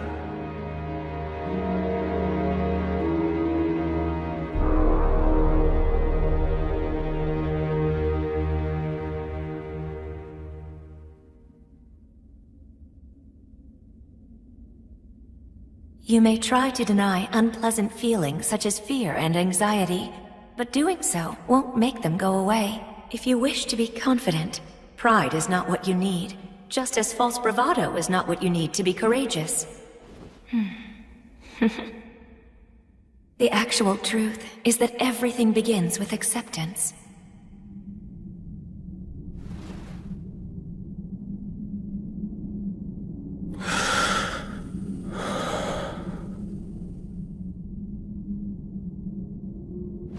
If you're going to ask someone's name, shouldn't you give your own first? Oh? It seems that you are not merely another one of the lowly rabble who are only seeking to plunder. Fine, I shall give you my name. I am the Sickle of the Gods, also called Calamity's Sickle. I was born with the last flicker of a star. My life is eternal and everlasting. I am the Lord of Miasma and Sulfur, the brother of the lava. I am Valakirka! Now, answer my question. Who are you, small one? My grandfather was the Wandering Sage. The name my father bore was War Ogre of the Star of Leo. My mother's the beloved daughter of Mater. I'm known as the Light of the Hinterlands, the Faraway Paladin. Disciple of Gracefield, the Goddess of Flux. I am William G. Merryblood. It is an honor to meet you, Dragon of the Age of Gods.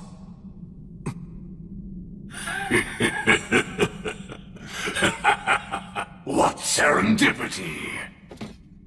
Such nostalgic names. Nostalgic? Had they been the ones who called upon me and established an agreement before the demons did, then perhaps we might have fought alongside each other instead of being adversaries. I sense a trace of the god of the undead scent on you, yet you proclaim yourself a disciple of the goddess of light. Yes, I see. Well, that explains the age disparity. Now then, I believe that concludes our introductions and inquiries. Yes.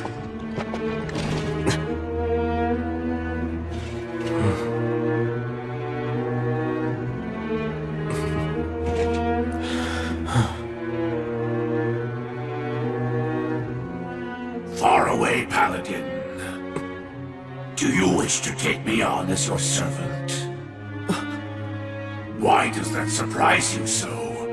You and your companions destroyed the demons. You're a danger even to me, and that is inconvenient. Since that's the case, it's only natural that I would seek something new to depend upon for protection. Of course, I do have some ulterior motives as well. I'll have to ask for appropriate compensation.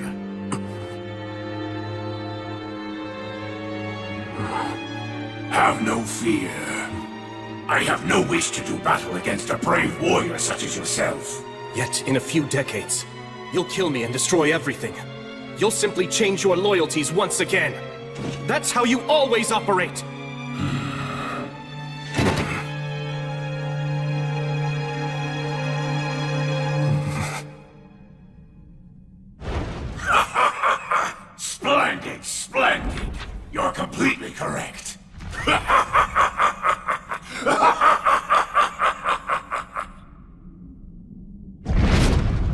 But then, it's really not such a bad deal, is it?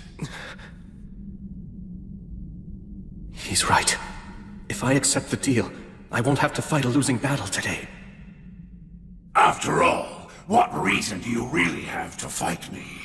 Did you not come to me armed with spear and determination because you perceive me as a threat to innocent people?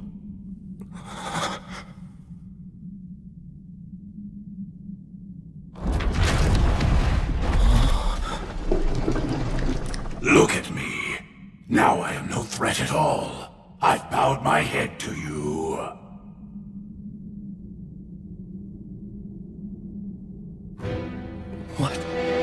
What is going on? All right, make your choice. Show me you have what it takes. Prove you can wield authority over me. Now what will it be? Are you going to choose peace? Or will you choose battle, even if it means your demise? You should be aware that I'm not a patient creature. Act now, choose quickly.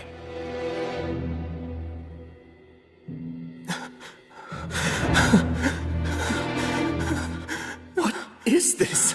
Should I refuse? No, if I do that, what should I do? What choice should I make?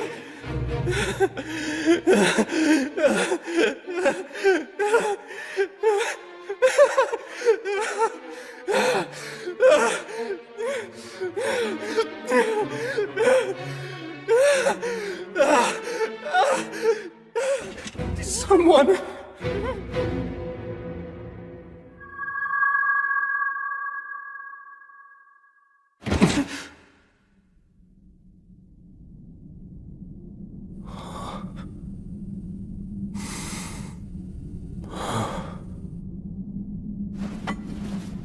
That's right. I've already been saved. By her. If courage is something that can take a physical form, then I have it in my heart now. Menel, Raistov, Al, Gelreese. The outcome of this conversation will decide everything. Be ready!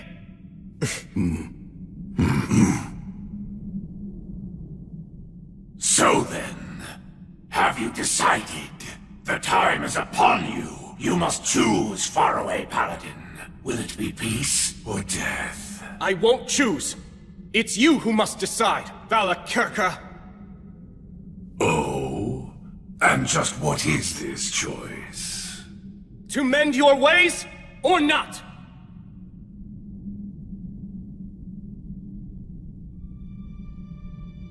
Let's be clear. The peace that you're speaking about, it's merely a limited peace between you and me. It's not specifically peace for me, or for the innocent people you mentioned before. Am I wrong? No, indeed, you're correct about that. In that case, I can only offer you one way out. Mend your ways! And just what am I supposed to improve? The extreme eagerness you show for constantly scheming and seeking conflict. If you swear to mend your ways and truly seek my patronage, I'll also take a vow. I'll swear to the Goddess of Light that I will protect you. And for as long as I live, I'll defend you from all who are hostile to you. That is how I operate. Well, decide now! Will you choose to improve or fight? Give me your answer! Dragon!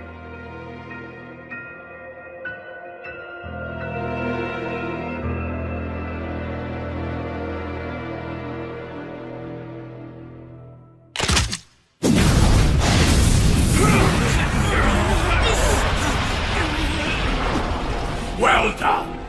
You have successfully answered the dragon's riddle. Good job, faraway paladin.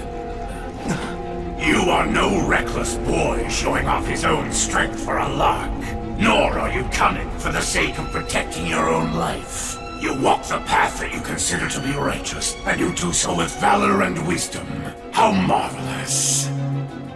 You are in every way the successor to those heroes of old. I hereby acknowledge you as the true hero that you are.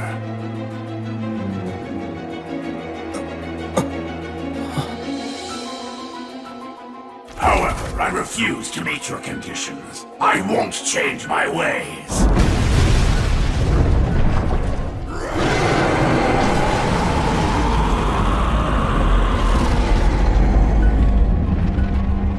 I am the great Valakirka!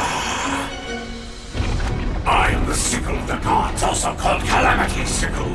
I am the lord of miasma and sulfur and brother of the lava. I am alive because miasma poisons and kills, and because lava is boiling hot. War, disasters, feats of valor, treasure, death, sacrificial maidens, and heroes. What would a dragon be without any of these?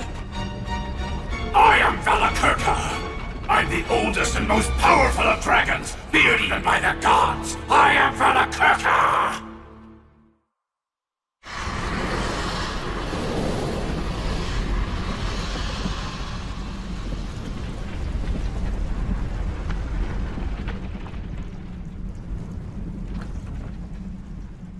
To the hero, and the warriors who follow this hero. I could kill all of you right here and now and add another page to my already terrifying history. Or I could be slain by you and my defeat could become a song about an act of valor until the end of time. If you're prepared for the dragon's flames to burn your body and soul and erase you from the cycle of death and rebirth, then I shall allow you to bring your challenge against me. This is the great dragon of the Age of Gods. He's definitely an opponent I can respect. The faraway paladin, I, William G. Merryblood, will fight you! Acceleratio!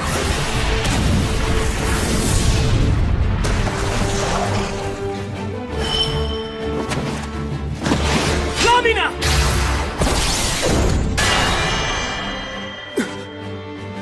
Dragon scales. If you really do intend to fight him, you're going to want to aim for his old wounds. Dragon scales are very tough. I doubt that even blood would be able to cut through them and reach the dragon's flesh. I can't keep chasing after blood forever.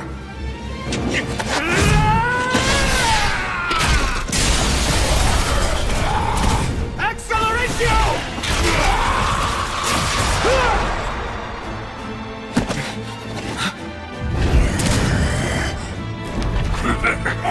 You can break through a dragon's scales, huh? What perfect light exercise! This should help keep me away! Hey! Will's not the only one you're fighting!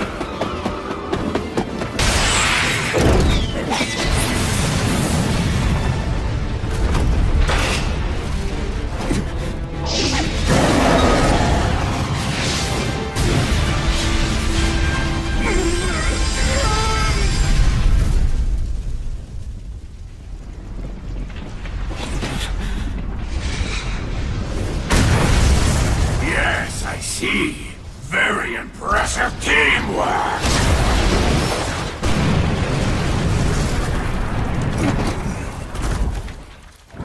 Flamo Ignis!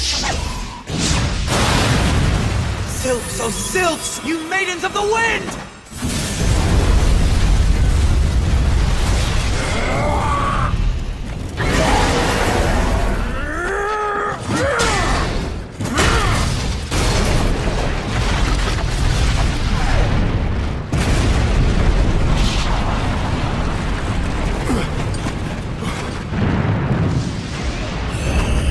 Right now! Legata! Notice! Obligatio! Conciliat Sequitur!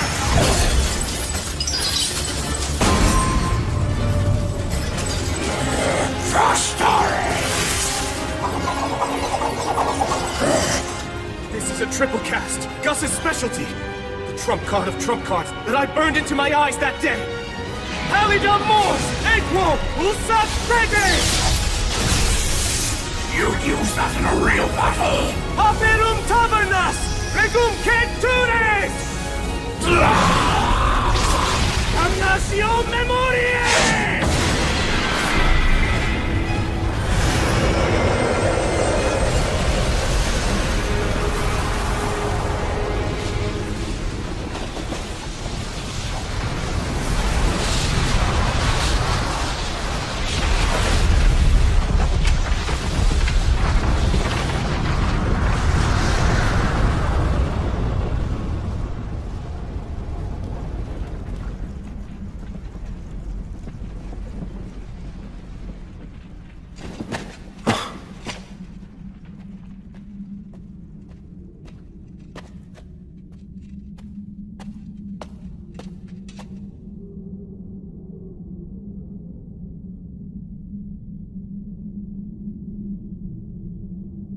Did we win? Looks like it.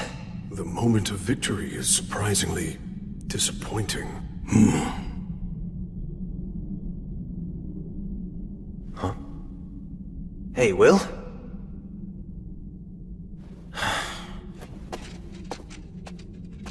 The dragon's destroyed, isn't it? Yet, I don't feel certain of our victory.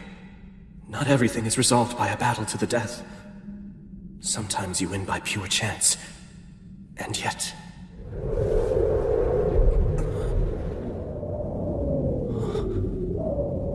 Is that wind? It's not over!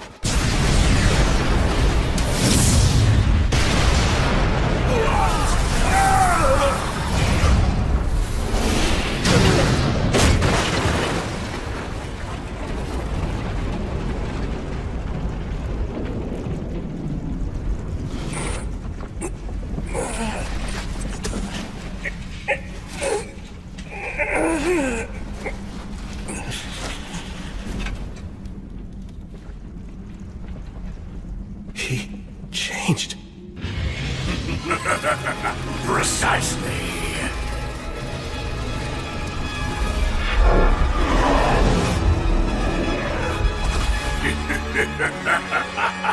Words of transformation. Words that are so risky that humans can't even use them. Actually, that raises another point. How was a huge beast like Valakirka able to get into this underground country in the first place? So, have you caught on now? That's right! The words are all extremely well known to us dragons. Oh, I see. You'd hope that with the words of obliteration you'd be able to erase even someone like me. That all you needed was for your aim to be true.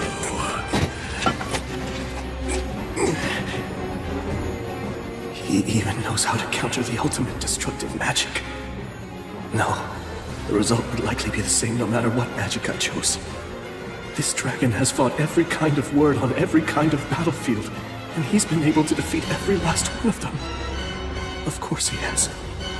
This is a dragon.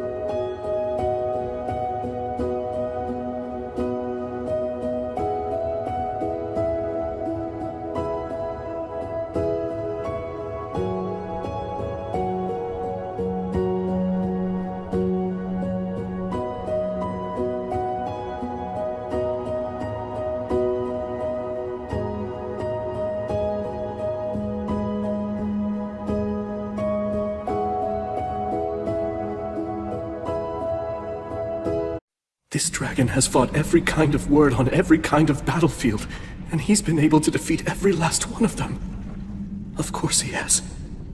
This is a dragon.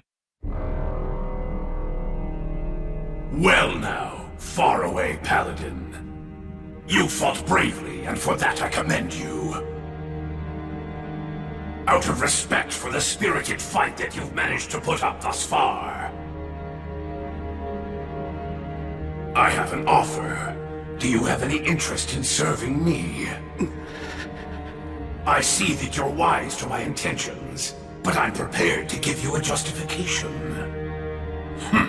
Should you refuse to accept my proposal, I'll burn your companions' flesh and bones, and even their very souls, till they're nothing but ashes. Thus threatened, you can say that you had no choice but to capitulate to the dragon to save your companions' lives.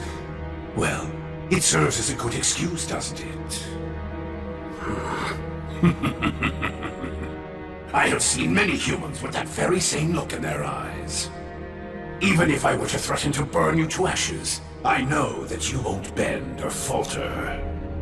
I can see that you're still trying to ensure that your companions don't suffer such a fate, while you continue to search to find a way out of this predicament. But no matter how hard you might try, all of your efforts are completely in vain.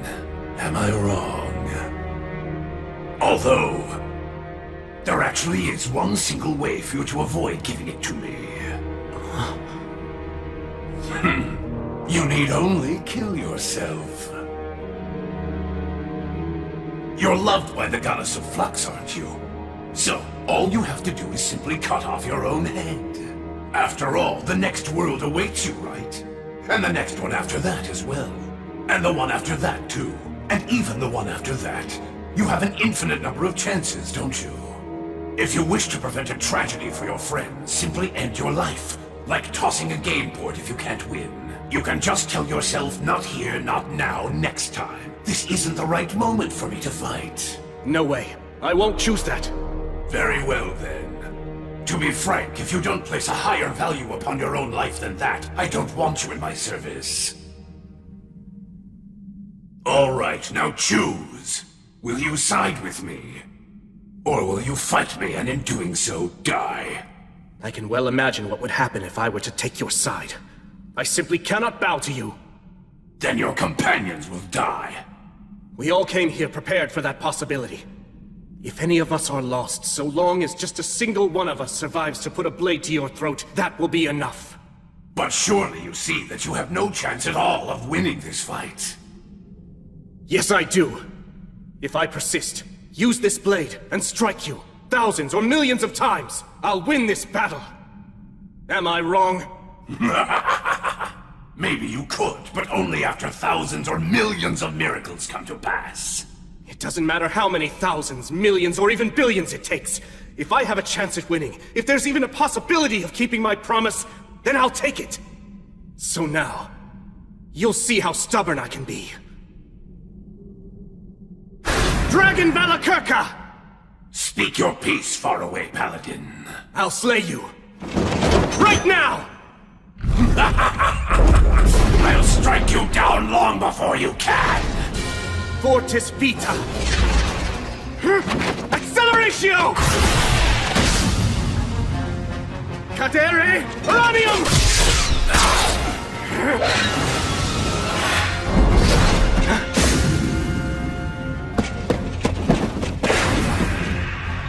I need to try to keep them out of this. Verba Volanto! Tony Cruz!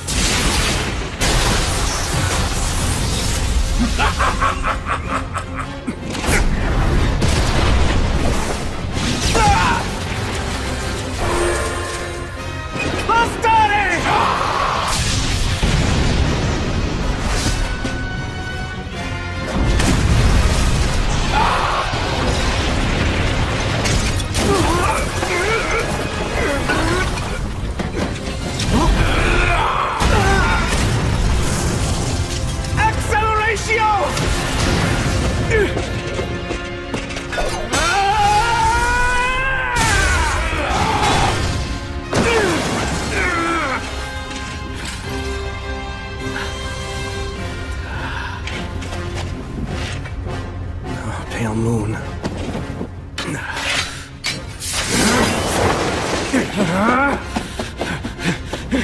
Valakirka's wounded all over, too.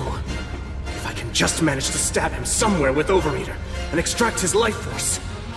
Truly a shame.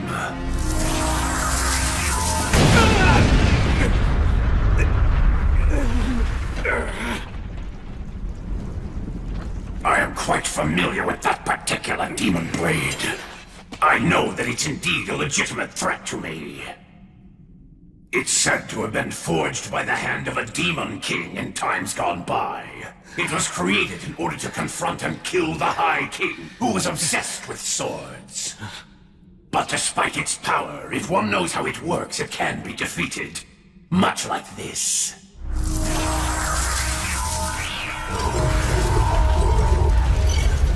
I guess he has no intention of fighting at close range anymore.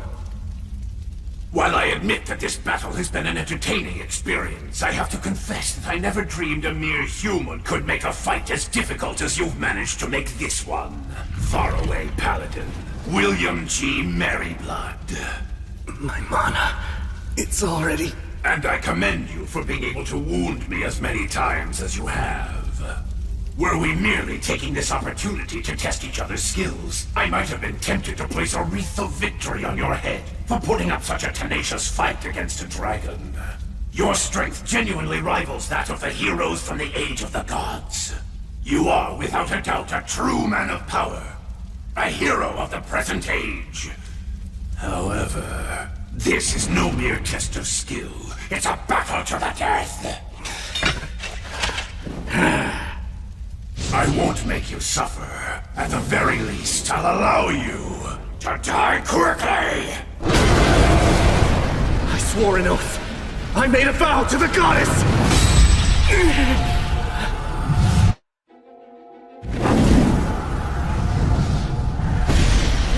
A herald, eh? So you're too weak to send an echo, are you? This is nothing but a pointless, wasted effort, goddess of light!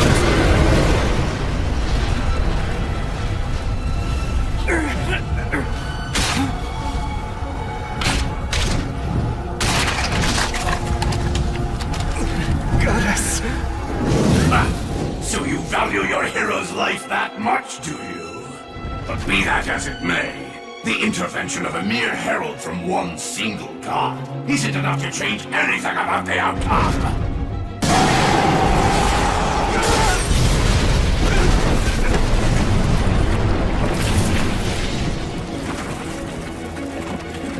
Paladin, you have proven yourself to be worthy, so I'll allow you to die by my breath. You will always remain in my memory, but as for your body and soul, I will burn it all to ash, down to the very last fiber of your being! No, I can't have that. Who goes there?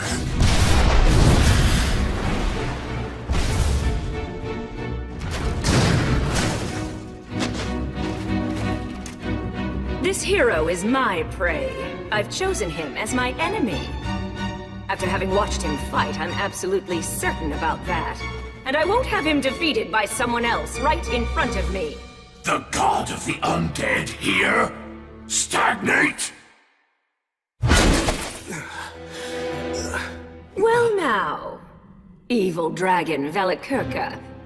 I believe you said that the intervention of a mere herald from one single god isn't enough to change anything, and you're right. I told him that too. That's the same prediction that I gave him. I said that heroes are insufficient, even with the Goddess of Light helping. That's true. There's no chance of slaying a dragon like Calamity's sickle. But you know, now that I come to think about it, I didn't consider what could happen if such an intervention actually involved two gods. I wonder what would change. Would a hero have a chance of winning? I believe they'd have at least some chance, Valakirka. Well, it seems that you're as talkative as ever, god of the undead. You and I are two of a kind. A detestable kind, that is. I feel as if we have similar tastes. But my taste is nowhere near as bad as yours. A life, a soul, only has value if it burns out in a final blaze of glory. What's the point of living forever anyway, you worldly fool? That itself is poor taste. Beautiful things should last forever. That's only natural, but you just destroy. My, what a lady killer you are, Paladin. Even in the Age of the Gods, I never saw the like. Just imagine, two goddesses rushing to your side when you're in peril. Wait, goddess? In the grand scheme of things, does it matter whether I'm a god or a goddess? After all, to someone who's a god, gender is only decorative. Right? Oh, come now, don't be so angry, Gracefield. I mean, where's the harm in enjoying a little perk like this? What's that? Why now? Is that what you're asking me? Well, after watching such a furious battle unfold before me, I'd regret not intervening much more. You'd interfere in a fight involving the great and powerful Valakirka just for a petty reason like that? Why, you pathetic hero-obsessed hedonist! Yes, precisely. This strange paladin, this hero who's standing before you, I think he's worth going mad for. Now then, this battle hasn't reached its conclusion just yet. So tell me, do you still have the will to keep fighting, William G. Merryblood? Come now, my foolish yet clever enemy, Paladin of the Light. Uphold your vow. Hold your conviction steadfastly in your heart. You said before that you'd fight until the moment you fell over dead. Surely that wasn't a lie, was it? Guess I have no choice. I can't get out of this, huh? Valakirka! What is it? Remember what I said? I'm very stubborn. Indeed, you are incredibly stubborn. Was it this persistence of yours that made the gods finally take action? I admit, you're truly a hero. Very well then. It seems that the gods have given you their utmost blessings and protection, allowing a mere man to stand as an equal to a dragon.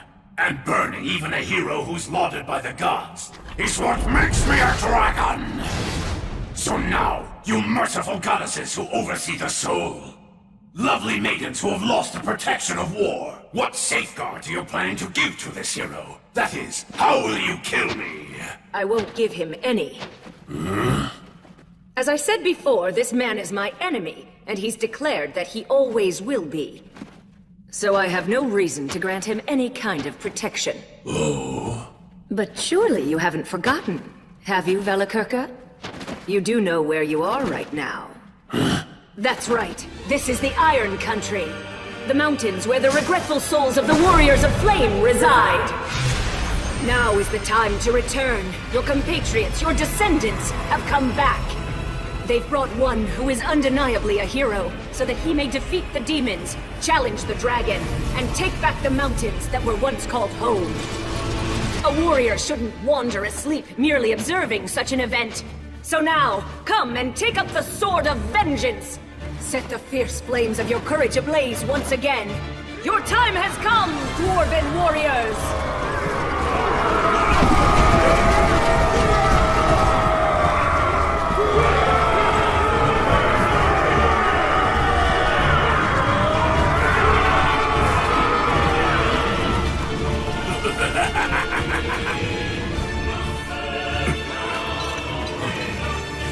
You guys haven't all become undead, have you? Relax. We're all still alive. That's right. As you see. We did cut it pretty close, though. That solo battle of yours kept the dragon distracted for a while. Then, with the protection of our ancestral god. Well, it took a while since I'm not used to it, but I healed us all. I see. Al, remember when you were fighting against that demon? You were in the divine protection of Blaze, the god of fire. Indeed. Sir William, what is all this? They're our allies. Reinforcements we can rely on.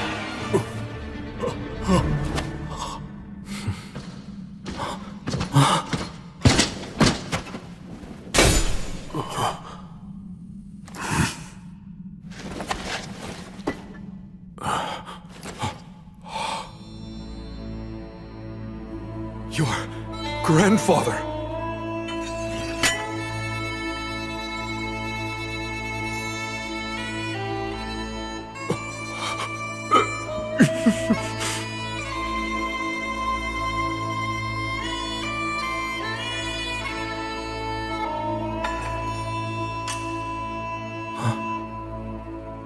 Hold on. Shouldn't you give that to Al?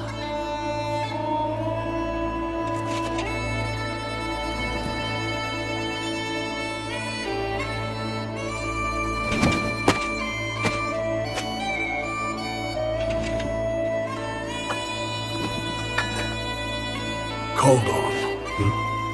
An enchanted sword handed down among the dwarves since the age of the gods. This blade took one of Valakirka's eyes. Hero of the light. Care for my grandson, and for these mountains. Please.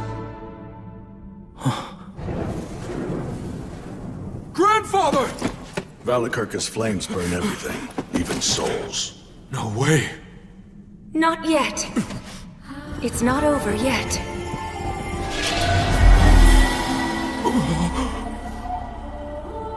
Goddess, you...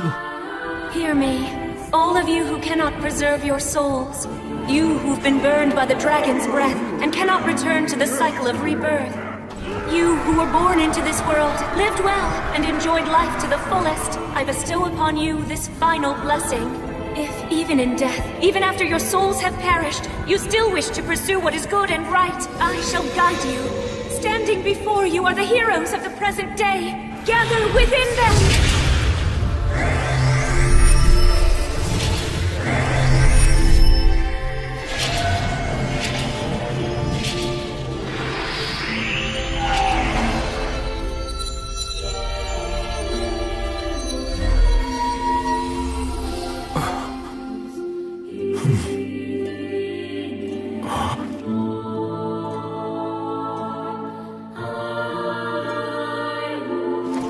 Grandfather. Even now, I won't apologize. But, my grandson, look after our country and people. I beg you.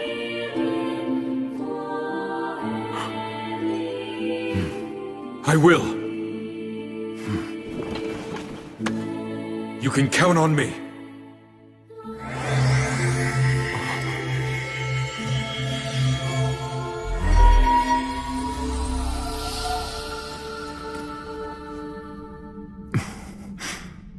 Sheesh. I guess that nothing's changed. She never could let me have all the fun.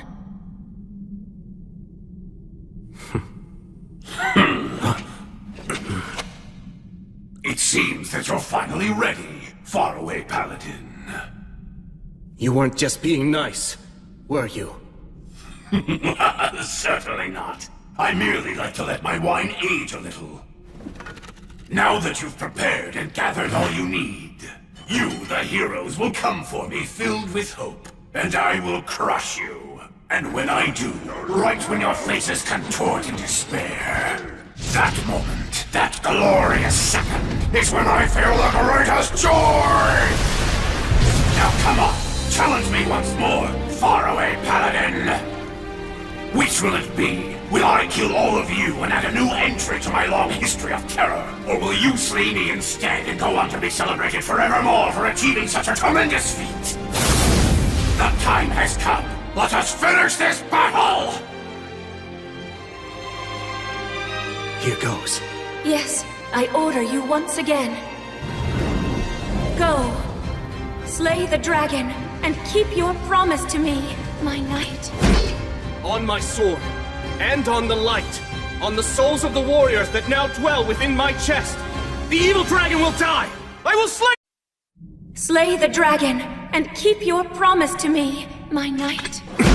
On my sword, and on the light, on the souls of the warriors that now dwell within my chest, the evil dragon will die! I will slay him!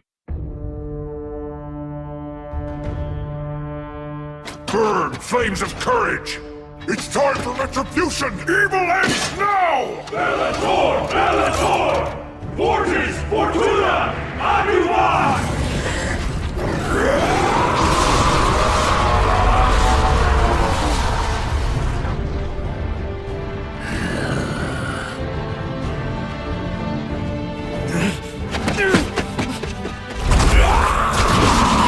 Divine protection of light!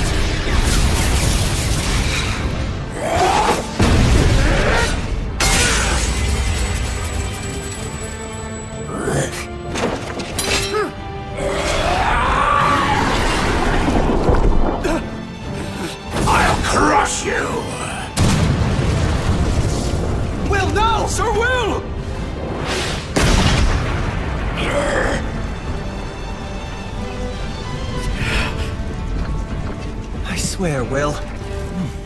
He's figured out the dragon's moves.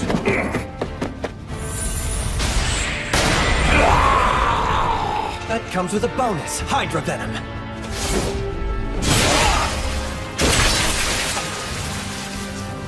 Now fire!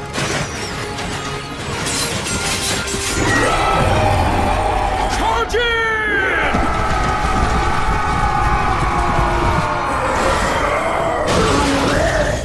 Quick defend! Now burn brightly! Flames of courage!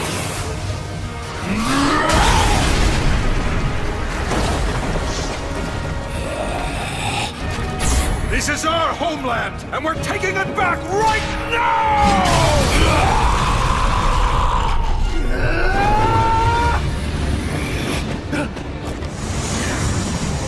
I didn't want to have to do this, since it will also harm my treasure. If he breathes on us, we're done! Brave warriors, this shall be your demise! Acceleratio!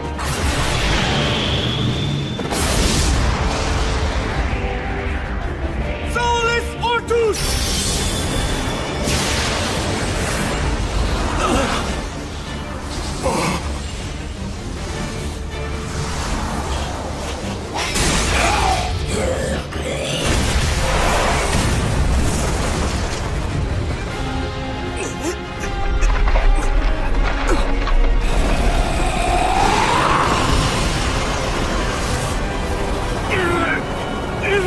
If I go down with the dragon, that's fine. You must not give up.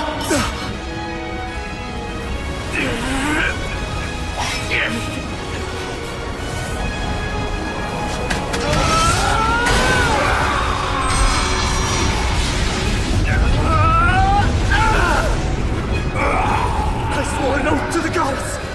I made a solemn vow to her. I promised not to give up on life to the very end!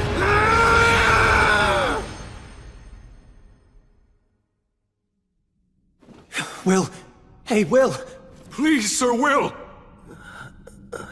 Huh? Hold on. Am I? Come on, speak to me! Will, are you alright? I'm just fine. Menel. You shouldn't get up yet. I feel really good for some reason.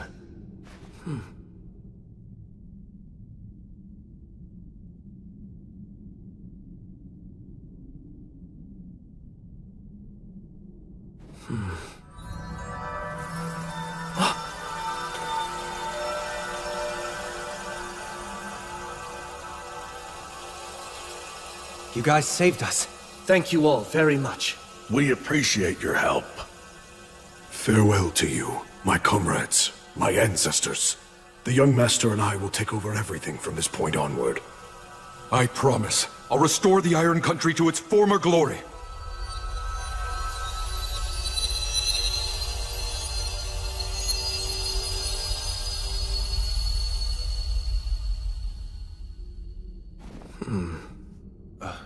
What's wrong?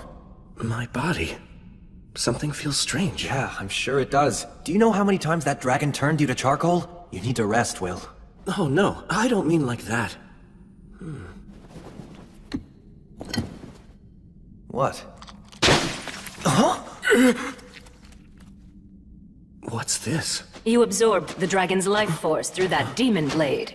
It's obvious. The dragon's breath burned your body and soul until they were red hot. It tempered you, and then his blood hardened you, just like forged metal. What? To put it plainly, Valakirka's dragon factor has interwoven itself deeply into your body and soul.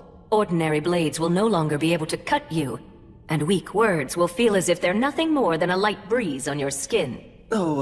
However, your new condition increases your animal nature. Don't let this power make you arrogant. Make every effort to keep the dragon factor quiet. If you don't, then it will only bring you to ruin. And to be honest, I do not wish to see you die such a pitiful death. Stagnate, you... I'm afraid I've been rather free with the use of my power. But then, since I helped you slay the dragon, you now owe me. I'd say that's not such a bad trade-off. You do feel indebted to me, don't you? Yes. Excellent. You see, when dealing with a hero such as yourself, pinning you down and forcing you to yield to me is much less effective than making you feel grateful and indebted to me. It is a shame that Gracefield guided those dwarf warriors away, but why should I bother seeking them out simply to make trouble for you, when asking for nothing and simply making you more and more indebted to me will prove more profitable later on? That's exactly what scares me about you. Then I shall go now. And farewell to you, Gracefield. I've troubled you enough for now. Stagnate, goddess of the undead, won't you consider giving up your ideals? It's not too late. Will you discard your undead powers and work with me to guide souls once again? If you would Don't finish that thought. And no, I won't. I'll always follow my own ideals. I see. Farewell, my elder sister. Yes. Farewell, my little sister. Well then, William G. Merryblood. Huh? You have acquired great power, and your name will now shine even more brightly as a hero. But as light grows, so too does the darkness. So try to avoid becoming a warmonger and hating people, and keep your womanizing in check. Oh dear, that's right. You don't actually have a woman, do you? Hey, mind your own business. I understand that you've devoted yourself to my sister's service, but even so, you should take at least one mate. How else will I have the pleasure of seducing your offspring? That's the worst possible reason. Actually, if I were to create a female Echo one day, would you consider siring offspring with me? Look, I'm not asking you to do it for me, but really, what harm could one single child do? Rhea Sylvia creates demigod children with heroes all the time, after all. All right, I'll let it go for now. Also, as you may recall, I once asked you if you'd like me to love you, didn't I? Well, I lied.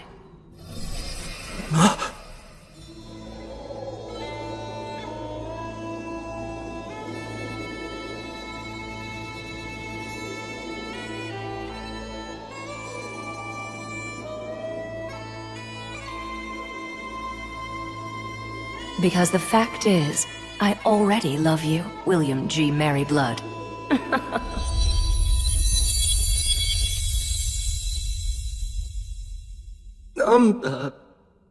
Man, goddesses sure are impetuous. Anyway, just be happy, Will. My knight, and all of you heroes, you've done well in your goal of slaying the evil dragon. Splendid work. I still can't believe we won. I shall reward your efforts. If there's anything you want, you need only speak it. A wish. If I may, please, Goddess of Light, this area is full of the dragon's miasma. Can it be expelled from the mountains and Lothdor? Now that the evil dragon is gone, this request can be granted, at least to an extent. Well, if that's the case, then please, I beg you to purify our homeland. Yeah, I'd like to ask for that as well. Gotta think of Dina and her people. And I shall also make the same request of you for the sake of my fallen compatriots. I'm fine with that too. Just being able to fight the dragon was enough for me. Add my name too. I request your purification and blessing. Very well. I have heard your wishes.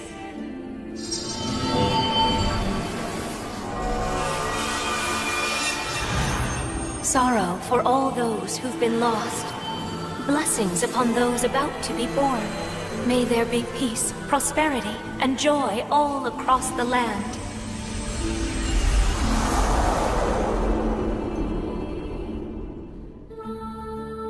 Now, you heroes who've slain the dragon, you brave souls who've reclaimed and restored this land, henceforth, may the blessing of the light be with you.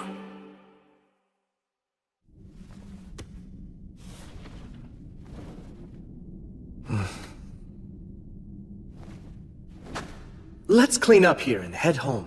Right. But you should get some rest, Sir Will. We can handle the rest. Oh no, I can't— Listen, just rest, damn it. Seriously, you're way too reckless, you know that? That's for sure. I didn't expect for you to take a swing right then.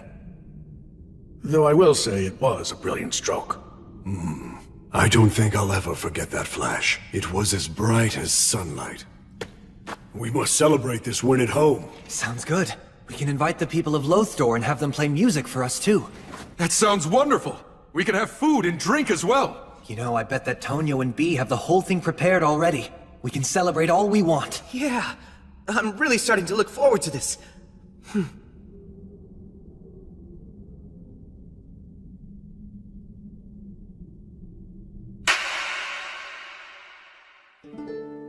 We took some of the dragon's treasure and a few of his scales as proof of the successful completion of our quest.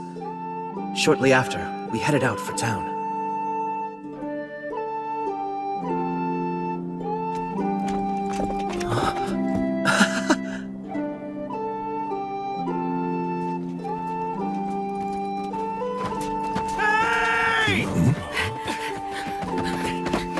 So you're all safe? Well, yeah. I mean, can't you tell? I heard the dragons roar and then all was silent. Soon after, a strange fire spread across the land and the entire area was cleansed. Sincerely, I'm so glad.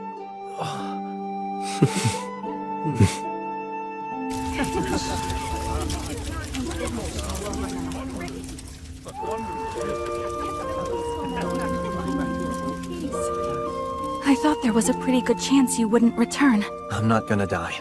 I have too much to do. Oh, like what? Well, for starters, there's rebuilding this place. The effects of the dragon's miasma still linger, right? That's true. The miasma hasn't completely disappeared just yet. Some demons survived too. You're going to give some of the dragon's treasure to us? Yes, there's more than enough to go around. You can use it to help rebuild for now. Although, I fear that would be... I think we should take him up on his offer. Now that we've taken back the mountains, the former residents of the Iron Country will surely return soon. We should all work together. Let's restore our land to its former glory. But we don't want a large influx of wealth. That could throw off the balance of money and trade. Consult with Tonio first. Right. We'll also need to be prepared to take in any new residents. Looks like we're going to be busy for a while. I don't really want to do this, but... guess I should drop by the forest where I was born. I can ask them if they'll send over some skilled folks to help us out. And I'll go along with you. You will? The one who's making the request should be there to plead in person. Yeah, I guess you're right. We'll cross the ocean when spring comes then. Or do I even need to go? Just admit you're happy.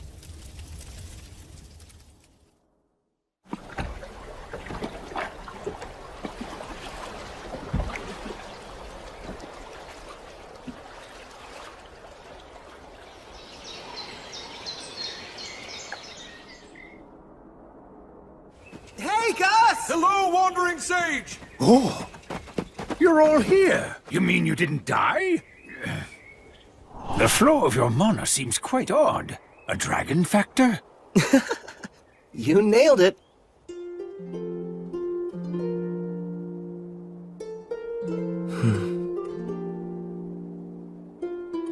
That's actually a curse, you know. Yes, I know. But I accept it. Well, just so long as you understand what you're getting into. More importantly, go on, let them know. All right. I'm home. I made it back from defeating the dragon. The two of you saved me yet again. Thank you.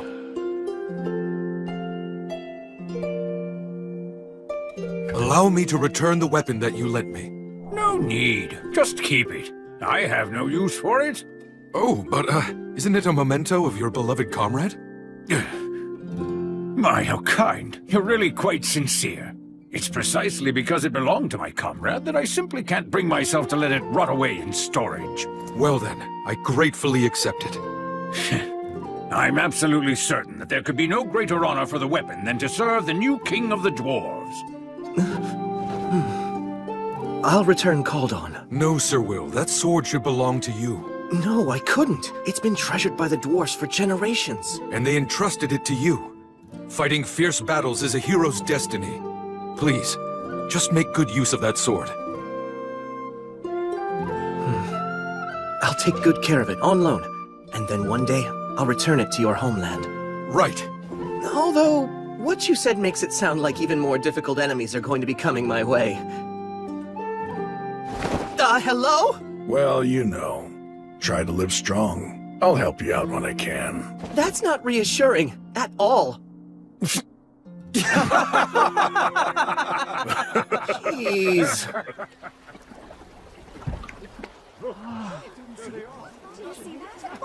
Is that them? Welcome back, all of you. It went well? Never seen anything like that. Wow. Incredible. We've slain the demons in the mountains, and as for the evil dragon Valakirka, we slayed him too! Congratulations! Bee! And everyone's okay? That's so awesome! What's that? Is that a dragon horde? Let me go see! I'm gonna write a song about it! Whoa, what's that? New equipment? Cool! Where did you get it? Young master, you've grown into quite a fine young man. There are so many things I want to tell all of you about. About our Iron Country home, about its courageous warriors, and also about our great king.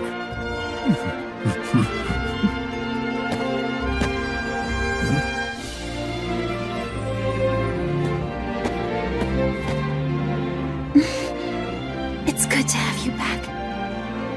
Indeed. All right, everyone. Our lord and his companions must be tired. They've only just gotten back from defeating a dragon, after all. We have to give them some time to get a little rest now. And then tomorrow we'll kick off the party. We'll cheer the dragon's end. Tomorrow, you can eat, drink, and sing all you want. Come, help us celebrate! Yeah!